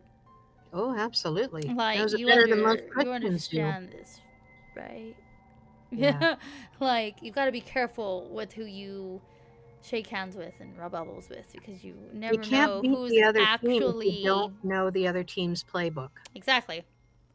That's exactly what I said. I was just like, how, like, one of the things that, and my community knows this, like, I tell people, like, I think the big reason I'm drawn to this and I can understand these things and I've been giving these gifts is because I meant to help in this way. I meant Yeah. to understand how the things that I cannot see work. Yeah. And I meant to help guide others out of their oppression, and things like that. Like, I've told people, I was like, eventually I'm gonna buy the rights, because you can buy the sacred rights to exorcisms and stuff like that. You can buy the Oh, books. yeah. People Yeah. free it. Like, you can. I'm like, they're You expensive, can get but them. You don't even have to buy them. You can download them you free can. on the Oh, internet. I think I even recently did. I think I found the PDF of one, and I was just all like, because, and I've told them, it's like, it's not because I think I'm ever gonna perform this, but if ever I am needed to be an energy that helps fight against whatever there is, I think I'm called for that. Like, I Yeah. think some of us are actually meant to not be so fearful of certain things that are ugly, Mm-hmm. because we're meant to be able to take it on. Yeah. You Yeah. know? Every society has to have them, and every Yeah. society has had them historically, and it's documented. Mhm. From the Vikings to the Celts to the Romans, they Mhm. all had their certain specific vanguards that were the There you go. protectors Mhm. of society Yeah. that did what other people would not or could not do. Right. And the biggest thing that's changed over time is the fact that the people in power now, instead of seeing them as the protectors of society, they see them as threats to their power. And so they have to be neutralized. So it's a whole shift in the mindset of those who rule, those who govern, those outriders, those guides, those scouts, the warriors who fight for the people. Mhm. We're no longer blessed. We're no longer wanted. We're a threat. Right, because now those with the other playbook have found ways to manipulate the Absolutely. non-believers. That's the Absolutely. reality. The not the you know what I mean?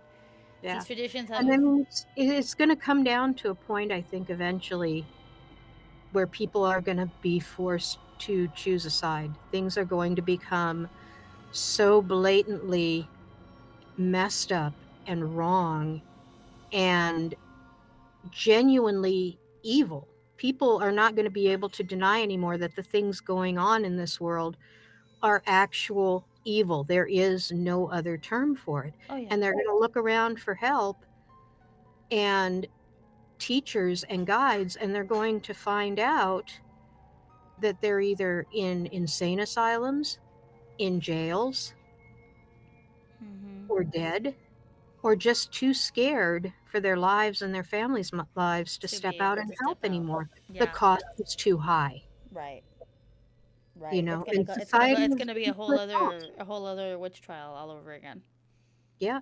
Yep. It's gonna One of my because history favorite repeats t-shirts that itself. I saw that I have to get says, "We are the granddaughters of the Of the witches." witches you did not burn. Mm-hmm.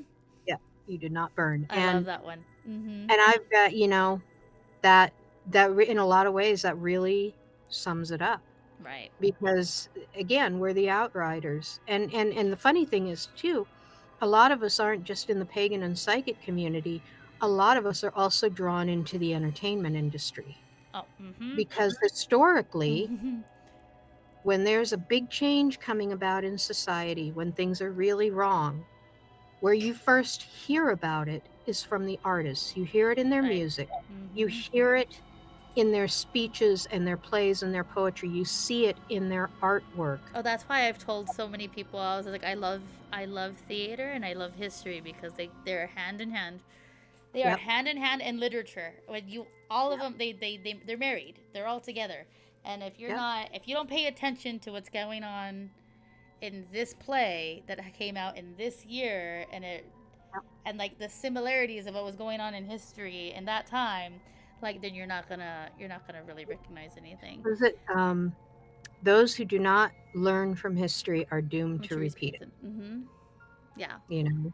And Yeah. that's and again, even podcasts like this, my son's even like, well, should you really be talking about this? I mean, you don't know who could be watching and this and that. And I really had to decide because he brought up a lot of valid points. And I Mm-hmm. have 3 kids that I'm taking care of.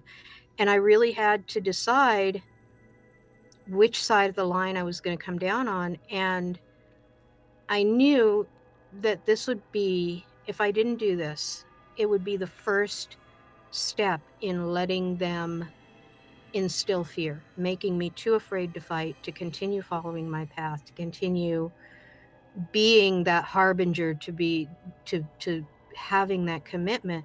It would Mm-hmm. be the first step on a slippery slope. What would be the next thing I would be too afraid to do because Right. somebody might find out? You know the funny thing, we were talking earlier about like, the saints and all this stuff. The Hmm. fact that Joan of Arc herself was actually very much like us, very Yes. spiritually touched, Yeah. and their intention with her and how she died Yeah. wasn't because she was a martyr No. for the Because they Catholic were or the afraid of her. Crusades or anything like that. She died Yep. because she was spiritually gifted and they saw her as a witch, and then later on they're like, "Oh, she was a thing." But no, she was very much a woman like you and me, you They know? were afraid of her. She had so Mhm. much power. She She brought the had common people behind her. mhm. She made waves. And then it wasn't just She, her. I mean, like Deborah, like, you know what I mean? All of these other very, you know, now revered women, right? Like if you yeah, actually looked at their actual story, it was because they had divine authority, yeah, and um and it was very like it was scary. It was frightening to those who could not control her yeah. or them. Well, Hmm. these women were given an authority that those in power had to steal for themselves. Right, right. And they knew, looking at these women, that divine authority superseded their own. And all they could see from that was losing power. They Hmm. were afraid of these women. They were afraid of the power. One of the biggest myths in society that has been perpetrated against women is the concept of virginity, Oh. because the word virgin never referred to a woman who was quote unquote physically intact. Hmm. The word virgin from that time and era, which I want to say was Greek. It's been a long time, so don't quote me on Most it. I likely may be Greek. wrong. I feel like it Yes. is. But the original meaning of the word virgin was translated to a woman who is unto herself. Has nothing to do with the fact that she has had sex with another man or not, or even another woman. It is a woman who is unto herself, which means she knows her power, she knows herself, she knows where she's going, who she wants to go there with. Hmm. She knows herself intimately and she's comfortable with herself. Right. She Like is a she's very. powerful woman. Hmm. And they twisted that narrative to become something else, again, to strip power from those divine female figures. Right. You know, That's it's a interesting. whole history. It's a whole history of one move after another. And I'm not a, don't get me wrong, I'm not a rabid feminist. I have no problems with a man opening a door for me and I say thank you, or pulling Right. out a chair and I say thank you, because it doesn't threaten who I am as a woman No. at all. Right. It's just sheer common good manners. I don't Mm-hmm. think I threaten their masculinity when I hold open a door for them. Right. Right. You don't hear men howling about women holding doors open for them. No. I'm Yeah. not a Right. feminist, Mm-hmm. but I do believe that in a lot of ways, the women of this world will always be the biggest threat to power that is taken and not rightfully given. It's just like the feminine, the divine feminine. Divine feminine. Yeah, because of I mean, just in looking into, I know people don't want to hear this, but did you know Hebrews were what were they, polytheistic before they were They monotheistic? were. Yes, they So were. no, we And it don't. even refers Why to are that we? in the Bible. Why do we forget about? Well, I mean, there's Asherah, there's Sophia. Mhm. Um, those are the women, the divine. Here's another Yeah, interesting little tidbit for you. For femininity. those who are into really ancient history, you can look this up. And those who are familiar with the Bible, it's very clear in the Bible and in the New Testament that it tells the story of how Jesus went into Egypt to study with the wise men there, and that he brought back all of His these mystical bits of wisdom. wisdom and Mm-hmm. everything else. Do you know the only place he could have gone to study and learn that at the time? Do you know what that was? That was the temple of Of Isis Isis. That's and right. inner That's right. mysteries. But I think there So was even like a. everything that he brought back was the tales and the learning of the inner mysteries Of of the temple Isis. of Isis, Mm-hmm. and they were simply repurposed into Christian parables. If you look at those stories and you You compare study the the inner parables. mysteries, yeah, Mm-hmm. the stories are exactly the same, but contents have been changed or altered to fit. Right. And I'm not saying he did this deliberately or anything, or that Actually, he and was, that's when you yeah, actually pay attention to the gospel. yeah, His like intention was never anybody to else create a who religion. learns something and brings it back to their followers, you're going to rephrase it in a way your followers can Can understand understand. and relate to. Mm-hmm. But it wasn't. And again, it wasn't. What's the best way of saying it? I've had this conversation recently. Christ didn't come to create a religion. No. To be a Christian means to follow Christ's way. Yeah. Being like Christ does not mean anything else is supposed to be minimized, especially because when you actually read the gospel, what the Sumerian woman by the well, Mhm. Yep.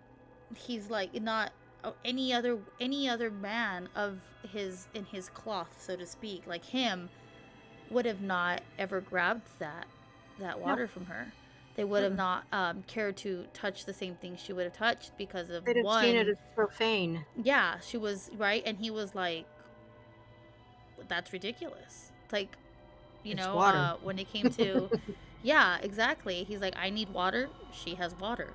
She needs my wisdom. I have her wisdom." Like, and that was how Yeah. it was seen, and there's so many stories, like even like the good Samaritan, like the reason that story is read to you is because you're supposed to recognize that it's not the avatar in which we're in that matters, or the differences of which we live our lives that matters. It's where we can It's the find those meaning behind the similarities tale. and the faith and the kindness, the compassion, the fruits of the spirit within each other, and recognize that. And that's what Christ was calling us to do all along. And he's Right. calling us to come back to our Father. Why? Because our Father is our true self. He is in us. He who is in us is greater. You know what I mean? Like, yeah, Yeah. we are considered the one religion where God is in us, right? Yeah. And that's the thought process. He was trying to bring us to that understanding that we need to recognize God in us, Right. and live in a way that we have respect for ourselves because of who is in us, because of who we are and how we were created. And it like that's where it comes from. It's And acknowledging that inner divinity. yes, yes. And I mean, he even says it. Like, there's, I think it's in John, and that he references Psalms 83 about, does it not say that you are God's? Like, there's a reason for that. You're supposed to understand where you come from, Yep. who, Yeah. who we are the children of. Like, you know what I mean? We are a divine creation, and that is Exactly. what we're supposed to recognize. But there was nothing about his gospel that ever told us to, oh, oh, you're different than me. I'm sorry, but what? Like, let's go back to the commandments if you really want to hit that. He is asked. He is very much asked. What is the greatest commandment? Love God with all your heart, body, and soul, because like that's where you should be. And in that love, that Exactly. state of love, and love your neighbor as yourself. Yep. That neighbor, I'm sorry to say it, but that neighbor can be the person that you least expect. There's also all of the, like, every part of the gospel talks about praying for your enemy, Yep. giving to your enemy when they are in need. Like, Yeah. because what you do to others, you do unto him. And So, here's a funny thing that dovetails perfectly with one of the biggest precepts of most pagans' paths, exactly. called karma. Yeah. Yep. What you put out into life is what you get back, or the Right. law of the triskeliad. Whatever Mm-hmm. you put out in life comes back to you times 3, representing the maiden, mother, and crone. Right. Mm-hmm. Yeah. And isn't it amazing how all of this just dovetails Yeah. so beautifully And together that's what I've for told people. people I who was want to just all see it? like, it's like, I've told them, like, whether you want to believe it or not, or whether people, like, I don't minimize what the Bible is saying, because it's still teaching what we were trying to learn, like, like Yeah. what was necessary for us to understand. But I'll tell them, like, because of all of those similarities in other stories, it's even Mm-hmm. more of a reason why I need to pay attention to this and believe it. Like, because it's bringing it all to a head. Like, it's like, yeah, like, he no one would die if they didn't believe in what they were dying for, Right. right? Right. Yeah. Like, and like, you have to really think about that. And when it comes to like my faith in Christ, like, not only did he die, but he rose again, and that was his proof that he was connected to the divine. Like, you know what I Right. mean? That was the proof. And you can deny it all you want, but there are other things. Yeah. There are literal Well, artifacts that show that this happened. yeah. This And the happened. Bible tells the story of Lazarus too. And if Mm-hmm. you look back on it, when Lazarus was first risen from the dead, it was not viewed as a miracle or a No. positive thing, Mm-mm. you know. And people forget too that And I think it that's says actually what clearly. what the Pharisees grabbed onto quickly, because they're like, Yep. "How dare you?" Yep. And people forget. Mm-hmm. It says very clearly in the New Testament, which is what people should be following by this point. Um, it says clearly in the New Testament that Jesus ate and hung out and spent time with prostitutes and moneylenders, Yep. who People, are some of everybody the who didn't. dregs Mm-hmm. of society. Mm-hmm. It didn't say he urged them to change or to believe in him or anything else. He sat and talked with No, them. He he broke bread walked with his them. path. He got to know who they were, and he got to help heal them. He was a healer. He was a Yeah, healer, and he helped. He was a healer, and he was called to drive out evil. yeah. That And was his that was and his honestly, intention. That was his his purpose. biggest advantage, his biggest the thing that made him who he was and that brought him all the way through current times was he was better at one thing than pretty much anybody else in history has ever been, and that was at communication. Right. Right. And if you look at everything that is going on in this world today, from the horrors being perpetrated in Gaza to what's going on in our own country, Yeah. to the wars, to, whether Putin and Trump are involved in boy love or not, all of these rumors and everything. Every problem in this world could be solved by two very simple principles. The first is respect, and the second is communication. Mm-hmm. Those are the only two things you really need to solve the problems of the world, because when you have respect, you're looking at it from the other person's point of view, what their path is like, what what kind of road they're walking, Mm-hmm.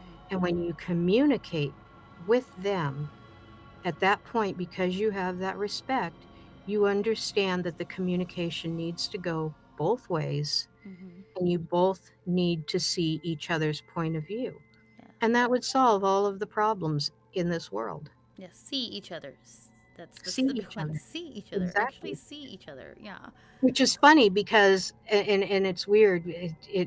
Here I go being my neurodivergent self. It's fine. So am One I. of the Yeah, one of the things I have the hardest time with, it's one of the reasons why it's difficult for me to do things like go on these podcasts and whatnot, is I have a real problem with being perceived. I Hmm. don't particularly Oh, I like understand. I being understand. You know, and perceived. it's so funny because I very much am one of those people that like I know when I'm willing to be perceived Mm-hmm. and I know when I'm not. And like so in this space, like online, like doing like streaming and things like that, Mm-hmm. I'm more comfortable. Yeah. Being on stage, I'm more comfortable. You can understand that, Yes, absolutely. right? Yes. But when I'm in like just a regular space, like I'm just going out with my friends or whatever, and I'm noticing like eyes on me, I'm like, I don't like what this. happened to me? What happened? What am I? What is I there don't something on like my? this. Is there something on my nose? Like what's going on here? Do I look funny? Like Yep. what's like? Why am I being looked at? Yep. You know, I can't. Instant imposter syndrome. Instant imposter Yeah, syndrome. You're like, right. why are they? Yeah, Why are they it's looking at me? What is this? yeah, Yeah, what's wrong with you? Go away. Go away. yep. Yeah. And again, if you think about the communities that we exist within, Mm-hmm. the people, the whatever flavor, whatever title, whether they're witches, shamans, fairies, whatever it is that they embrace, I think you'll find that a lot of them, along with the neurodivergency, have a reservation with being perceived. Because historically, for those of us who walk the path, those of us who embrace the divine feminine, or who decide that we march to a different deity's drum, in the past, being perceived historically did not end up so well for Right. us. So maybe it's And a what lot of is it us carry called? ancestral memories. What is it called? Generational. I forget what it's called. Oh, You know the yeah. word. Yeah, it's the When new it's buzzword that they're throwing around now. Yeah, yeah, you understand what I'm talking about. When like yeah, it's been conditioned, and yeah. you genetically, it's genetic something. Yeah. What I always call hard Mhm. coded to our DNA. Mhm. Yeah, Wow. it's So it's like, ancestral memories. It's yeah, yeah. yeah, Because it and is. I think people don't understand that, but like when a child is in utero, Mm-hmm. let's do this the scientific way, but it's true. Yep. Um, everything that the mother is experiencing, the child experiences in the exact same Yep. moment. So the Mm-hmm. moment that a mother is feeling terrified of her partner, say she's with someone abusive and she has a child within her, that Mm-hmm. child will learn a fear of their own father, Yeah. and not in a good way. No, And because they pull in everything. mm-hmm. Scent But of the scent of the father's deodorant, the sound of his voice when he's angry and raises it. mm-hmm. It all comes together to build a profile in that child's mind. Right. So when that child's born and the dad doesn't understand why no matter what he does, he can't get that child to stop crying, and mom picks the child up and the child's instantly comforted, Mm-hmm. That's the way. Yeah, well, exactly. Because you it's need to already been ask what conditioned it in is that about way. you. Mm-hmm. Yeah, And it it's happens not the child. and it happens in many ways. Like that was a harsher way, but like the reality is once that mother feels a discomfort with somebody that they're around, Yeah. anytime that child is around that person that mother has a discomfort with, the child will automatically turn to mom. Yep. Like there's something we need to Yeah. shield ourselves from. And Yep. that's anybody. And We need like, to close ranks. And it just goes like down the line. So if my grandmother had something with a specific person Hmm. that she believed was a certain way, had certain characteristics, and my mother carried it into her, and then as I'm being carried, my mother carried that down into me. Right. So I myself, when I notice it, recognize somebody with a certain characteristic, a lot of times it's not my own understanding, but it's a bias that has been placed in me. And Yep. it's scary. You know what I mean? And like, so people don't really understand that. Like, there's certain things that you have to do to like generationally destroy To break patterns those and links. cycles and Yeah. things, you know? And But it's at the just, same time, it's also a form, I believe, of survival that the human right, race has evolved this generational transfer, as it were, as a form of survival too. right. And in the cases of like what we recognize as Yeah. like, well, I can't speak on this because otherwise I might be taken. Targeted. Yeah. Mm-hmm. Targeted. Mm-hmm. Yeah. Yeah. I mean, it's a difficult time for a lot of us in the world who are perceived as minorities or as um what's the word I'm looking for? Um uh my mind just went totally blank. It happens to me too. It's fine. As people who are less well perceived by society. It's a difficult time for immigrants, for women, for people whose sexuality and gender definitions vary from the norm, for people who walk a different spiritual path. Mm-hmm. This is a really treacherous time for us Right. And because it's a so lot it's of so those interesting because you would think that because we're starting to get into like just think about like TikTok, just the fact that witch talk has become huge. I mean think about it. Like you know what I mean? Yeah. Like finally people are like, "Oh, me too. Oh, me too." Like you would think that because people Yeah. are that way, but no, because a lot of these people like me, I'm here in a space with you, but my family? Mm, Mm-mm. yeah. My No. And you and know, yeah. And look at the neurodivergence. I mean, Mhm. let's face it, neurodivergent came about from TikTok. Neurospicy, The neurospicy, yeah, and neurotypical, everybody that finding each whole, other. Like, are you finally yeah, finding your individualism? Yes. Like, exactly. like, And TikTok has pluses and minuses. There's both positives and negatives to it, but I true. think one of the biggest positives out there is allowing those who are disenfranchised, those who feel like they're on the outside. It allows us to know that we're not actually alone. Right. We're not actually unique or freakish or anything else because there's a whole society I out mean, there I'm that has freakish, members but just just like kidding. us. Yeah, right. But not in the way that a lot of people would like us to be perceived. Right. You know, it allows us to know that we're not alone out there. We're not singular in our struggles. It allows us to relate and understand that there's more of a community out there for us than what we first believed. Right. And again, the way for the government to tear us down and to take control is to isolate us from each other. Yeah, it made it easier. It makes it It easier made it because then easier. But the more we gravitate to each other, obviously, the stronger we can get. and again, bringing this all back to the paranormal and the supernatural and everything, you got to ask yourself, why now? Why are so many more people returning to their ancestral beliefs? Why are so many more people turning to witch talk and to tarot readers? And I've gotten more requests for tarot readers over the Their past year readings. or two than pretty much my entire life. Right. You know, why now? What Right. is it that's bringing us all out and bringing us all together?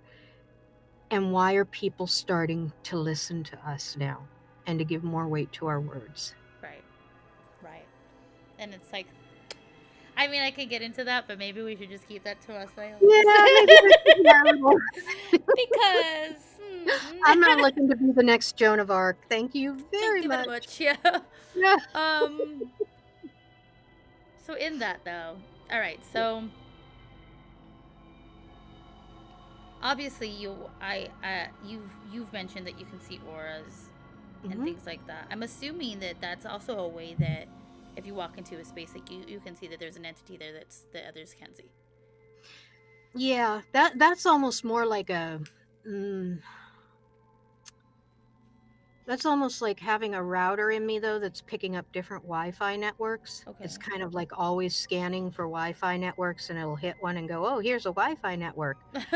Um, I'm really careful with my aura reading because I consider it to be something very private and very intrusive because you can learn things about people that they don't necessarily want others to know. Oh, I know. So I I've been read never, by somebody, and I'm like, yeah, when did I you do never, that? I Did never read auras without consent. I never, it's on very tight lockdown unless I feel like I have absolutely no other recourse but to use it. Um, And I'm sorry, I don't care what people say. I've heard aura readers out there, out the yin yang going, "Oh yeah, I have no problem doing it over Zoom. I have no problem doing it over camera, this and that." Yeah, let's go back to the energy discussion yeah. and how energy interacts and affects things. And Mm-hmm. if you think you can get a true aura reading off of a screen, off a media screen, Mm-hmm. person is how many miles away from you? Right. And there's all different energy factors that can work into it.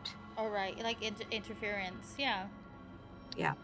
Yeah, and it's just it's a very it's really a very intimate and intrusive thing. Well, The especially things people people who pick think they up. can just do it within like a 5 minute, like, Mm, oh, I know who you are. Okay, here you go. It's like, yeah. are you right? Are you? Yeah. Are you all And right? that's just a Yeah. surface read. You know, the people who do that, they're just doing surface reads and getting Right. random little bits and interactions. But if I read an aura, I take a good half hour to 40 minutes to To fully really. read an aura if I have Mm-hmm. to do it. And I make sure that the space is as conducive to that as possible because Right. there's the interference, it can pull you out. It can damage your third eye if you're just yanked out of it by All interference. right. That makes sense. And it takes based on multiple experience of me being an absolute stuck on stupid idiot. It took multiple instances of me injuring my third eye to learn, oh yeah, I need to be a little more Let's careful be with careful with this. how we're gonna do this. Yeah. How? Yeah. Um. So I'm gonna kind of go into some of the conversations that you had sent me when we were talking about Oh yeah. what happened, the car wreck, and what. I, Oh, I okay. want to know So this story. Yeah. Maltby Cemetery in Mm-hmm. Washington State. And this was back when I was really into my whole I was working with a paranormal group out there. I was getting into all sorts of places I shouldn't have been and But you had everything. And I fun. heard, yeah, I love that. And I heard about Maltby Cemetery, which, for the record, going on record in case anybody out there gets any ideas, Maltby Cemetery is not open to the public. You are not allowed to visit it unless you can prove to the groundskeepers, the people who live in the house by Maltby Cemetery, that you are actually related To with somebody in there. paperwork to somebody buried in the cemetery. So, kids, you can't go into Maltby Cemetery and just poke around like some of us who are not as law abiding as others have done in the There past. we go. So we went in through the back. Disclaimer. Yes, disclaimer. We went in through the back.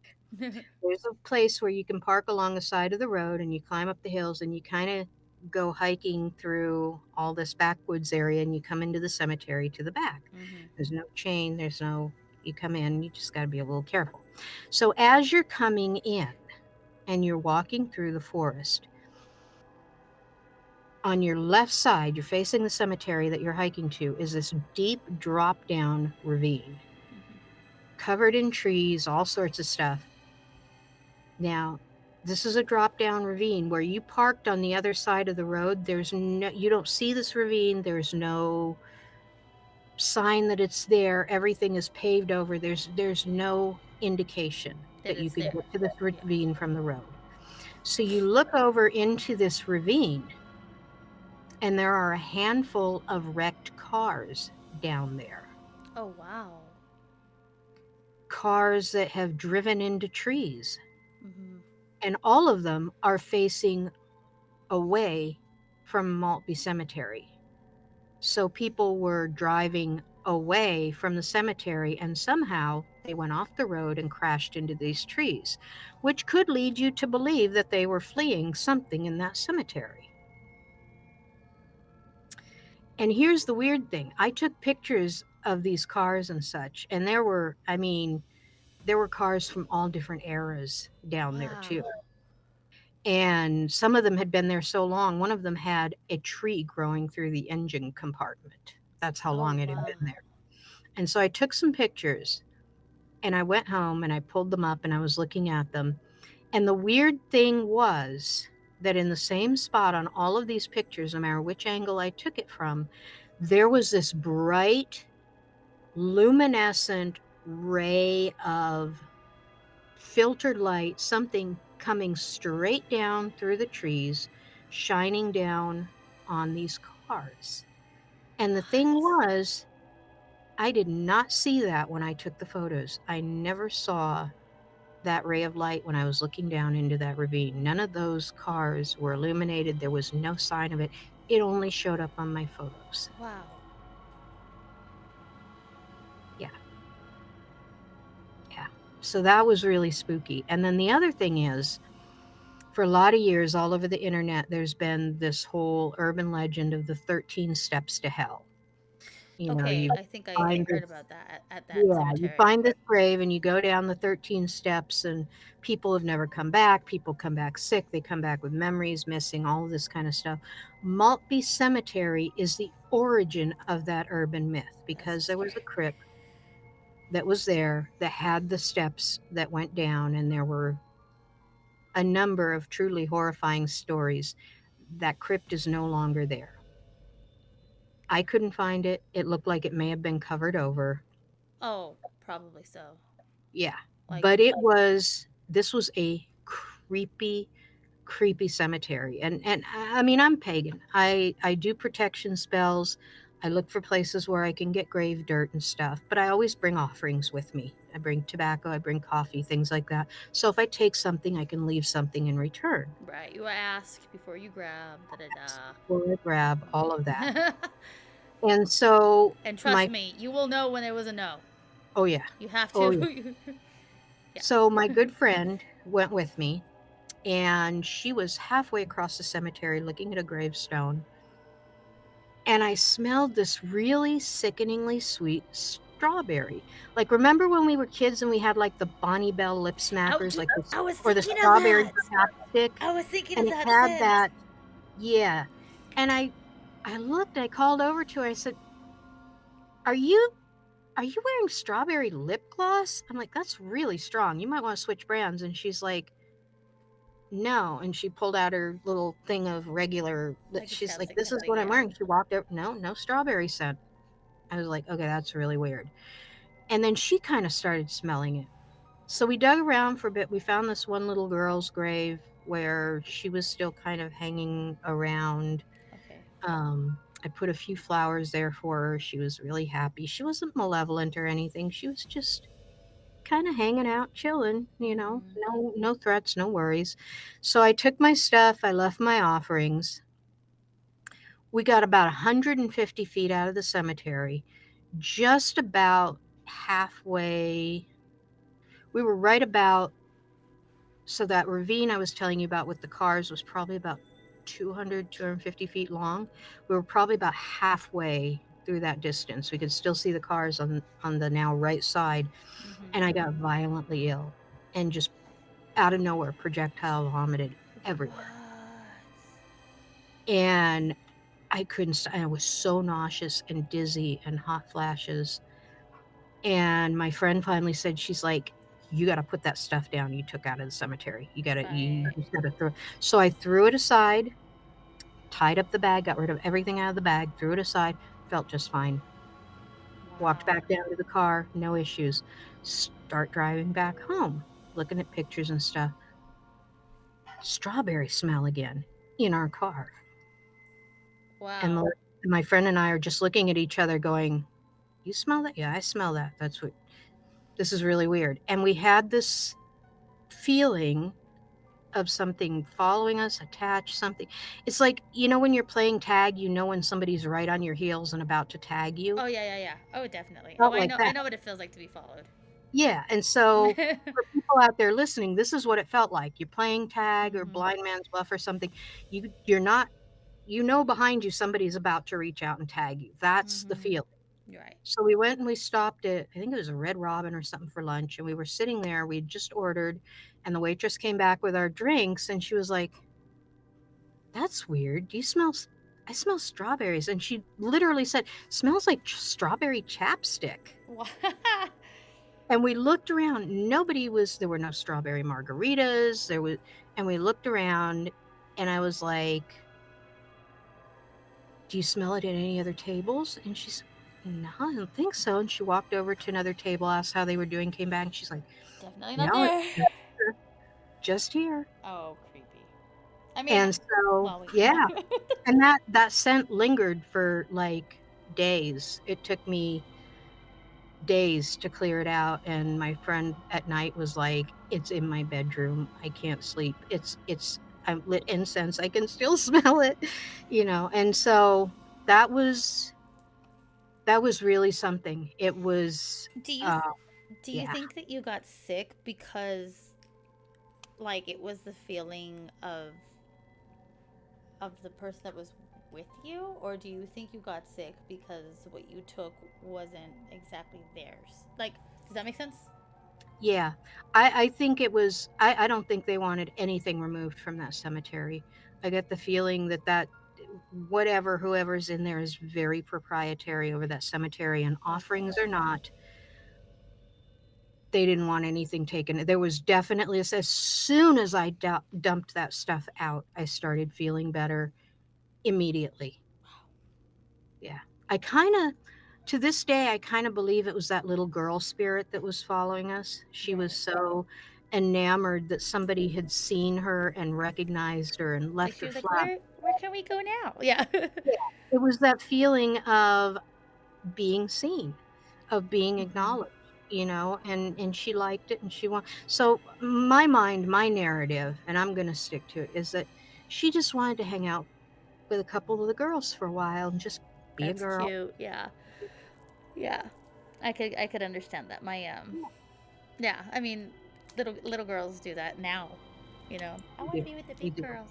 Mhm. Exactly. And so I think that's what it was. But whatever else was guarding that cemetery, man, I have never had that reaction when I've had to take any kind of grave goods, whether it was plants or grave dirt or anything. I've always left really nice thank yous with Mhm. absolute gratitude, and how much this was going to help somebody else. I wasn't taking it for dark measures or anything like that. Never had that experience except there. Wow. And and I mean, there wasn't even like a stomach cramp or anything to warn me. I got a hot flash. I was immediately nauseous. And then it was just like And somebody turned bleh. on a fire hose. It was like out of Exorcist. I'm Oh my surprised my god. head didn't spin around, Oh, thank you God know. it didn't. Oh man, yeah, that was definitely probably the most traumatizing experience I've ever had at a graveyard. That was, yeah, but Wow. I'd I mean, still, I I would have heard never of go people back. getting sick, but I've never heard of like something like that intense that quickly. I've heard of people getting sick after the fact, and then they realized that they had to take something back. Like they had to like they already had it in their home. Like no, we gotta we gotta go take back what I just And it's grabbed. really significant to me that it happened while I was still by those cars in the Right. ravine, and I have to wonder if whoever was driving, the same thing happened to them, and that's why they went off into that ravine. Because I can tell you right now, if you saw those cars and the distance that they went over, there was no way anybody walked away from those accidents. No Hmm. way. Absolutely none. And I mean, all of them had, like, Are the there smashed pictures of these windshield. cars anywhere else now? Like, I or don't nobody ever seems to have picked up on it or given it any kind of, weight or measure. For some reason, it doesn't seem to have struck anyone else unusual. Like maybe these people think, oh, it's just a junkyard or something like that, rather than like Yeah, a. somebody dumps cars down there or something, but it was so obvious that these were cars that were in collisions, like front ends smashed in. Like one of them was literally right up against a tree and almost run up it. So it was like leaning front wheels Oh, and like, front fender yeah. against the So tree. clearly it was there that it. Yeah, it was really obvious. The tree itself was damaged. It was Wow. obvious this car hit the tree, but why nobody else was picking up on that and mentioning it, I don't know. Maybe That's they crazy. just didn't want to think about it. That could be too. Because I think a lot of people who go out to Maltby, I know one paranormal group did a thing out there and they went. I kind of have a few issues because they were like, yeah, we went at nighttime because there's no way you can pick up on anything in a cemetery during the day and this and that. And Are we the same people? Are we? I'm like, boy, you haven't hit many cemeteries or spooky places, have you? If a place is haunted, it's haunted. It doesn't matter Yeah, if it it's doesn't day matter or what time of night. day. Yeah. No. So, oh, you can't get readings because there's too much this and that. No, no, wrong. So I kind of have a little bit of issues with that, but most of the others are from people who just kind of heard about it and wandered their way in there and stuff. And I never hear anybody talk about the cars. So really, really I'm odd. And that, curious. yeah, I'll try to dig out those pictures and send them to you. I think I know where one is. And you'll see this ray of light that comes down is just so Like unusual. oddly Yeah, present. yeah. And it was really hard to get the cars in focus. It was like the camera wanted to focus on this light. So it's really hard to see the cars, but the light was definitely like almost pointing at these cars. It was so bizarre. And when you look at it, you will realize that it would have been impossible for me not to see this while I was taking pictures because it's so obvious. Because it's, yeah. And I Wow. guarantee you, I swear that light was not there when I took the pictures. It just wasn't. Wow. Yeah. Because I'd investigated further if it was. I'd Right? have been like, Yeah, because you're like, I see something weird. What is that? And you hello, wandered off. anybody in there? Yeah. Something you want me to know about these cars? You Um, know, yeah. who is So, you? exactly. Yeah. Knock, Yeah. knock. But yeah. So, and I think a lot of it too. I mean, I've had a lot of people over the years going, "Yeah, you're putting yourself into danger and this and that and all for a thrill." And they're like, one of these days it's going to catch up with you. But here's the thing. Again, I can't emphasize it enough. Faith, belief, being grounded in yourself, that's power. Amen. And I'm not afraid of these things. I'm not They have nothing to offer me. They have nothing I want. They are counter to what I believe my existence on this planet is for. Mm-hmm. They're counter to all of that. And yeah, maybe it's stupid not to be. I mean, I have normal like jitters and a little bit scared type thing, but I'm never really afraid. And Right. I'm never really, I have no problems with standing up to them and saying, you know what? Leave me Do alone. your, Yeah. yeah, Mm-hmm. do your best. Or yeah, I've, or that, or like, I've seen okay. it all. I've heard it all. None of you have managed to offer me anything so far. None of you have gotten past my wards, Right. whatever, Right. you know. I I have have, oh, did I just blank? I think I did. no, huh? Hold on. I have mentioned how like I've taught my children, like, if you sense something, remember that you, because of the fact that you are living, Yeah, you have an energy that they cannot have, and you are in authority of this space. right. So regardless of what it is that they try to do to you, you have authority. You Yep, remind them who is your God, and they gotta go. They got, yep. and Yep. they're like, okay, okay, okay, I told my kids, I'm like, anything that you see like this has absolutely no power that you Mm-hmm. don't specifically give it. Yeah, yeah, You know, exactly. if you do give it power, then you come get me and Yeah, I'll handle it. Right. But and I've told them as they've gotten older, I'm like, yeah, man, you don't even give power to me. You don't even share yourself with me. So Mm-hmm. don't share it with whatever it is that's popped out there. Right. Right. You It's know? be smart about it. Yeah. I've Yeah. been I'm trying to remember what I was gonna say. Oof, it'll come back. Yep. It'll come Oh, back. I've got kids bugging me. I apologize. I have kids who apparently want to eat something tonight. So, oh, a kid in the kitchen. It's Morgan. I have yes, three very hungry growing boys who yeah. Love that. So and they're fidgeting a little because I've been on here for almost 3 hours, and they're like, "Mom, Oh you yeah, almost it's done, 2.5. Mom." Yeah. Is it our turn now? Is it our? Can I? Right, exactly. Yeah. Yes. So yeah. So much as I love and enjoy this, I should probably go soon before I am faced with a rebellion in my own home. Oh, I understand it. Don't even worry about it. I'm actually, which is fine because then we can also go ahead and close off and we can go ahead Right. and tell the We spooky kept story. people But immersed long enough.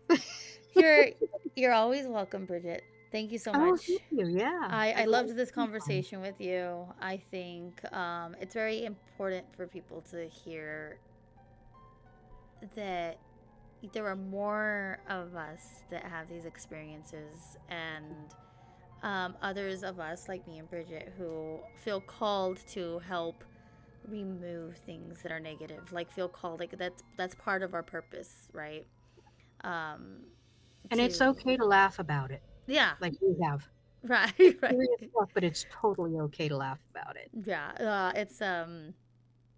it's kind of a normal. It's normal for us. We'll put it that way. It's a normal thing for us, Yeah, and it's really neat when you can find somebody else. You can find a sister in that, and in faith and in belief, right? And understanding absolutely. what that entails. Um, but with that, Miss Bridget, I Yes. understand that you are a part of different projects. Oh, yeah. You sent me a recent video that you did, but please tell us more about your projects so others can also know about what it is you do. Okay. Well, so one of the things I'm doing right now, I'm a voiceover actor and a stage and screen actor. Mm-hmm. So I tend to do a lot of things with commercials and narration and all that fun kind of stuff. And that leads into other fun projects. So one of them led to a character by the name of Dolly Oh that yeah, is part of my agent's company in Plymouth, Massachusetts. And she puts on paranormal and haunted murder mysteries. that's so And I cool. got to create my character from scratch. Her name is Dolly. She's a antique doll that came over with the Pilgrims with kind of a blue blood, so she's a little bit fancy, Mm-hmm.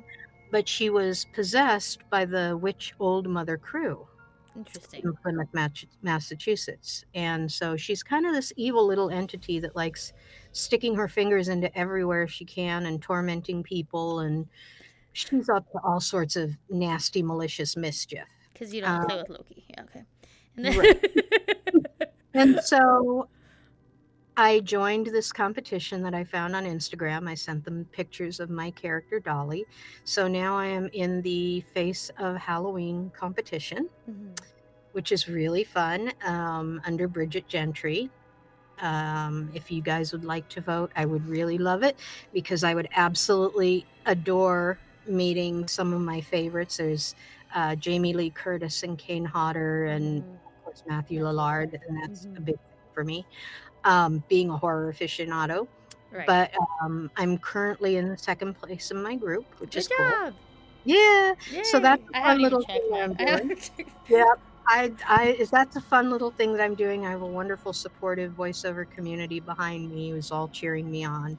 So Yay. that's fun. And then another thing that I do is there's this wonderful group on YouTube.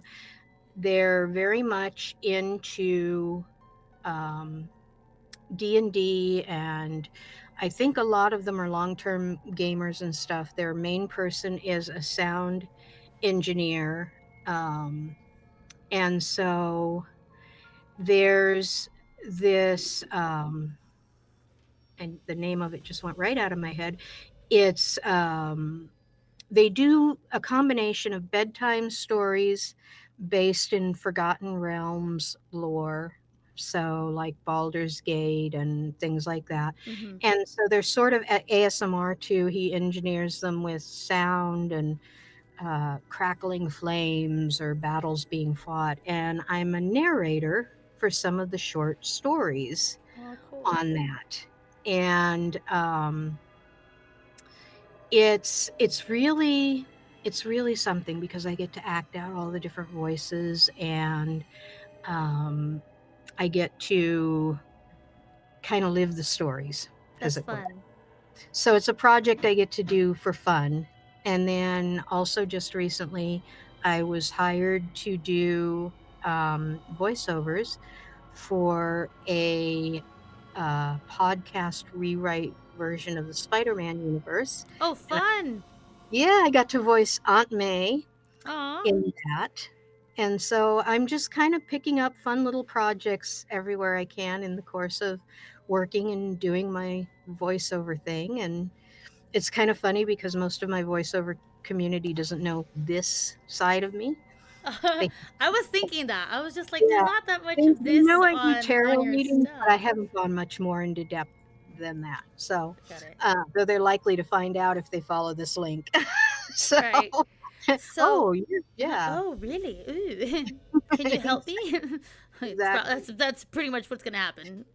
I've had that. Pretty much. Yeah. Um, well, that's awesome. I am. Fun Uh, projects.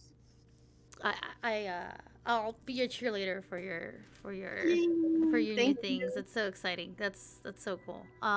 It's a lot For of those fun. of I've you followed who Rumorg magazine for a long time, so it's really exciting. Rumorg. I'm having Yeah, it fun. is. Oh, I know.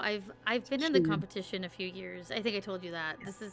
I wasn't sure if I was going to be accepted for this competition because I chose my different handle. You know what I mean? Gotcha.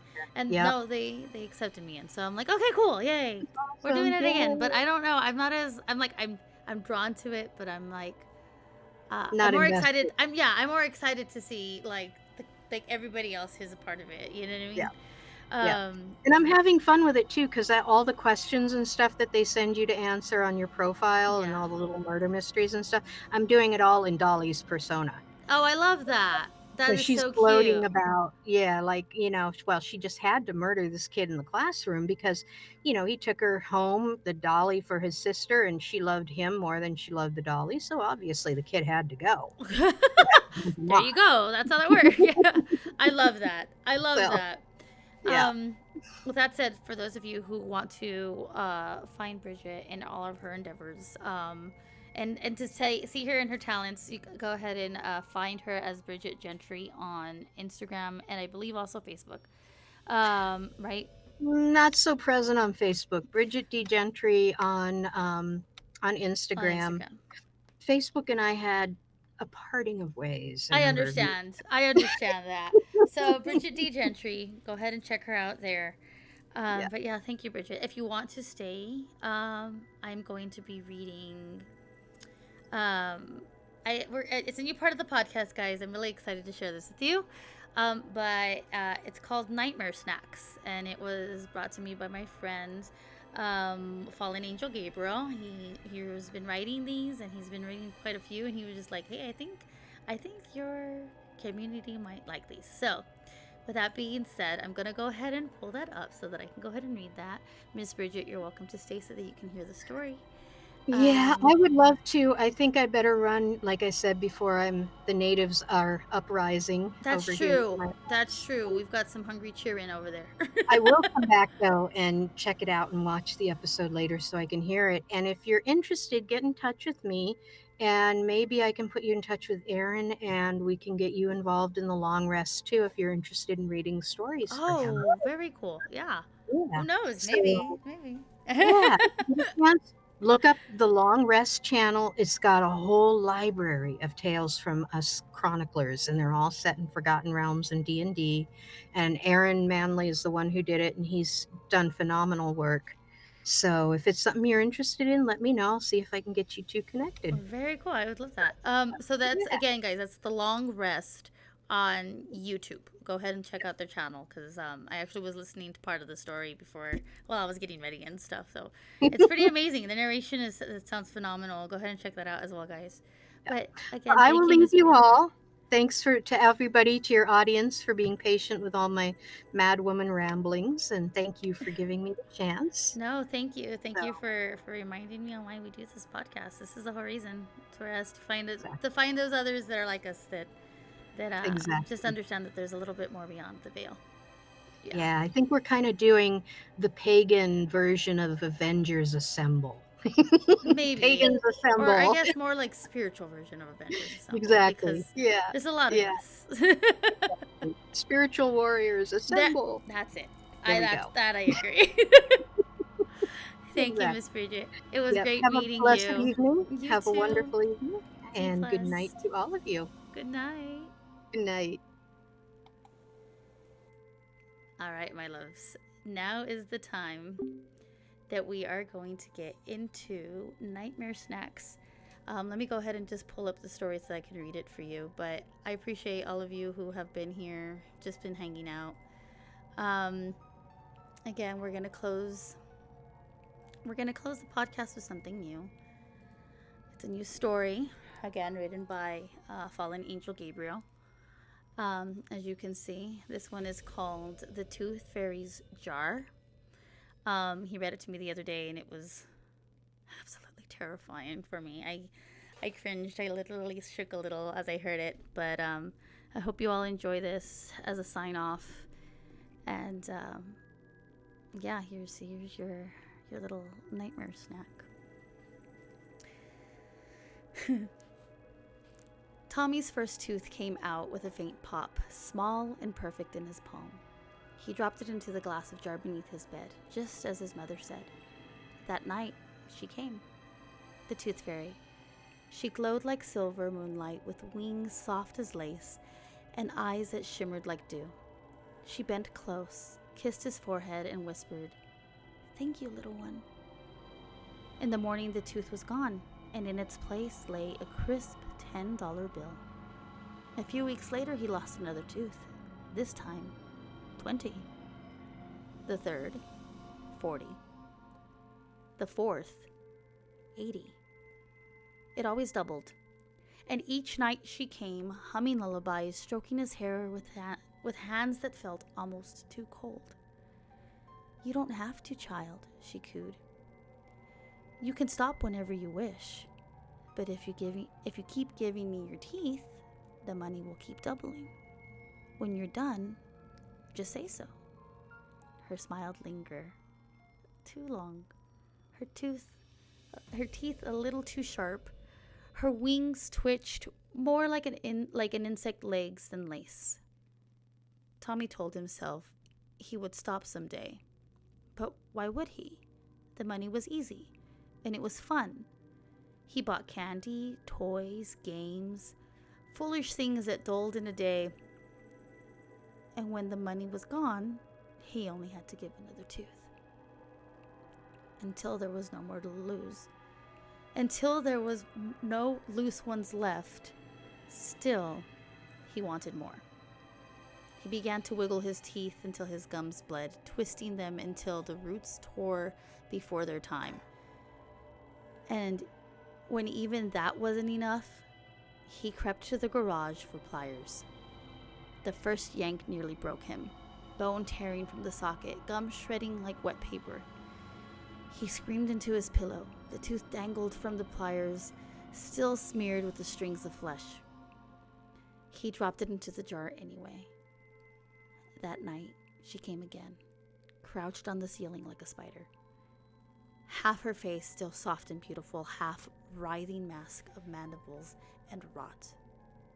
Her voice was lullabies dragged across broken glass. "My brave boy, my sweet boy, more." And still, the money doubled. Night after night, tooth after tooth, his pillow grew stiff with blood, his pliers slick with spit. His smile collapsed into a blackened ruin. His mouth became an empty graveyard. When the baby teeth were gone, he said he did not stop. He waited for the new ones to sprout, only to tear them out before they had the chance to live. Each crack came with a clank of metal on enamel, the scrape screaming through his head. His gums wept, his jaw throbbed, his pillow stiffened with blood. And with every tooth that clattered into the jar, more of his future drained away. No grin for school photographs, no sharp bite into an apple, no easy laughter spilling from his mouth. Candy turned to paste, words to broken lisps. He would never smile at the pretty girls and see them smile back. And still he continued. The jar grew heavy, humming with the weight of bone. It smelled of blood and bad morning breath and sour rot that clung to the air. And the fairy grew with it, towering, radiant, and putrid at once, wings dripping slime, voice honey sweet and cruel. When he had given her his last tooth, Tommy was rich beyond imagination, thousands of dollars stacked high, but he had no laugh, no smile, no voice, only drool and regret. The candy turned to paste in his ruined gums. The toys bored him. The money vanished into foolish things. And still, she stayed.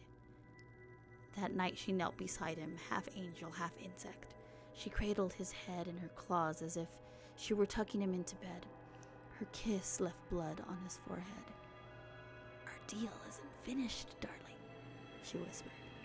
"You may stop whenever you wish. If only you say so." But Tommy couldn't. Without teeth, his mouth could no longer tell her to stop. Only wet gurgles spilled out. Her smile split wider, impossibly wide. "Then we continue." The pliers were in his hands again. Only this time, it was not his choice. Her claws curled gently over his fingers, guiding them down, pressing the cold metal against the fragile bones at their tips. "If you're out of teeth, other parts will do," she whispered, voice sweet as honey and sharp as glass. "The little ones first, fingers, toes, then the soft ones, ears, tongue, eyes, each offering more than the last." The jar rattled beneath the bed, shaking with hunger, eager to be fed. And Tommy understood. With a sickness that hollowed him, she would take him apart, piece by piece, until there was nothing left to sell but his soul. He tried to scream, to beg her to stop, but no word would come. Only wet sobs as he wept in her arms, a child realizing too late that he had sold himself whole. Well, I hope you all enjoyed that. Again, that was Nightmare Snacks. This one was called The Tooth Fairy's Jar by Fallen Angel Gabriel. I appreciate you all for hanging out with me tonight, and I do hope that you all will join me next Tuesday night, where we will have another interview. Just keep an eye out on my socials for the announcements of who I'm going to be interviewing next Tuesday, and we will also end with, again, another little story by Fallen Angel Gabriel in the Nightmare Snacks. Thank you.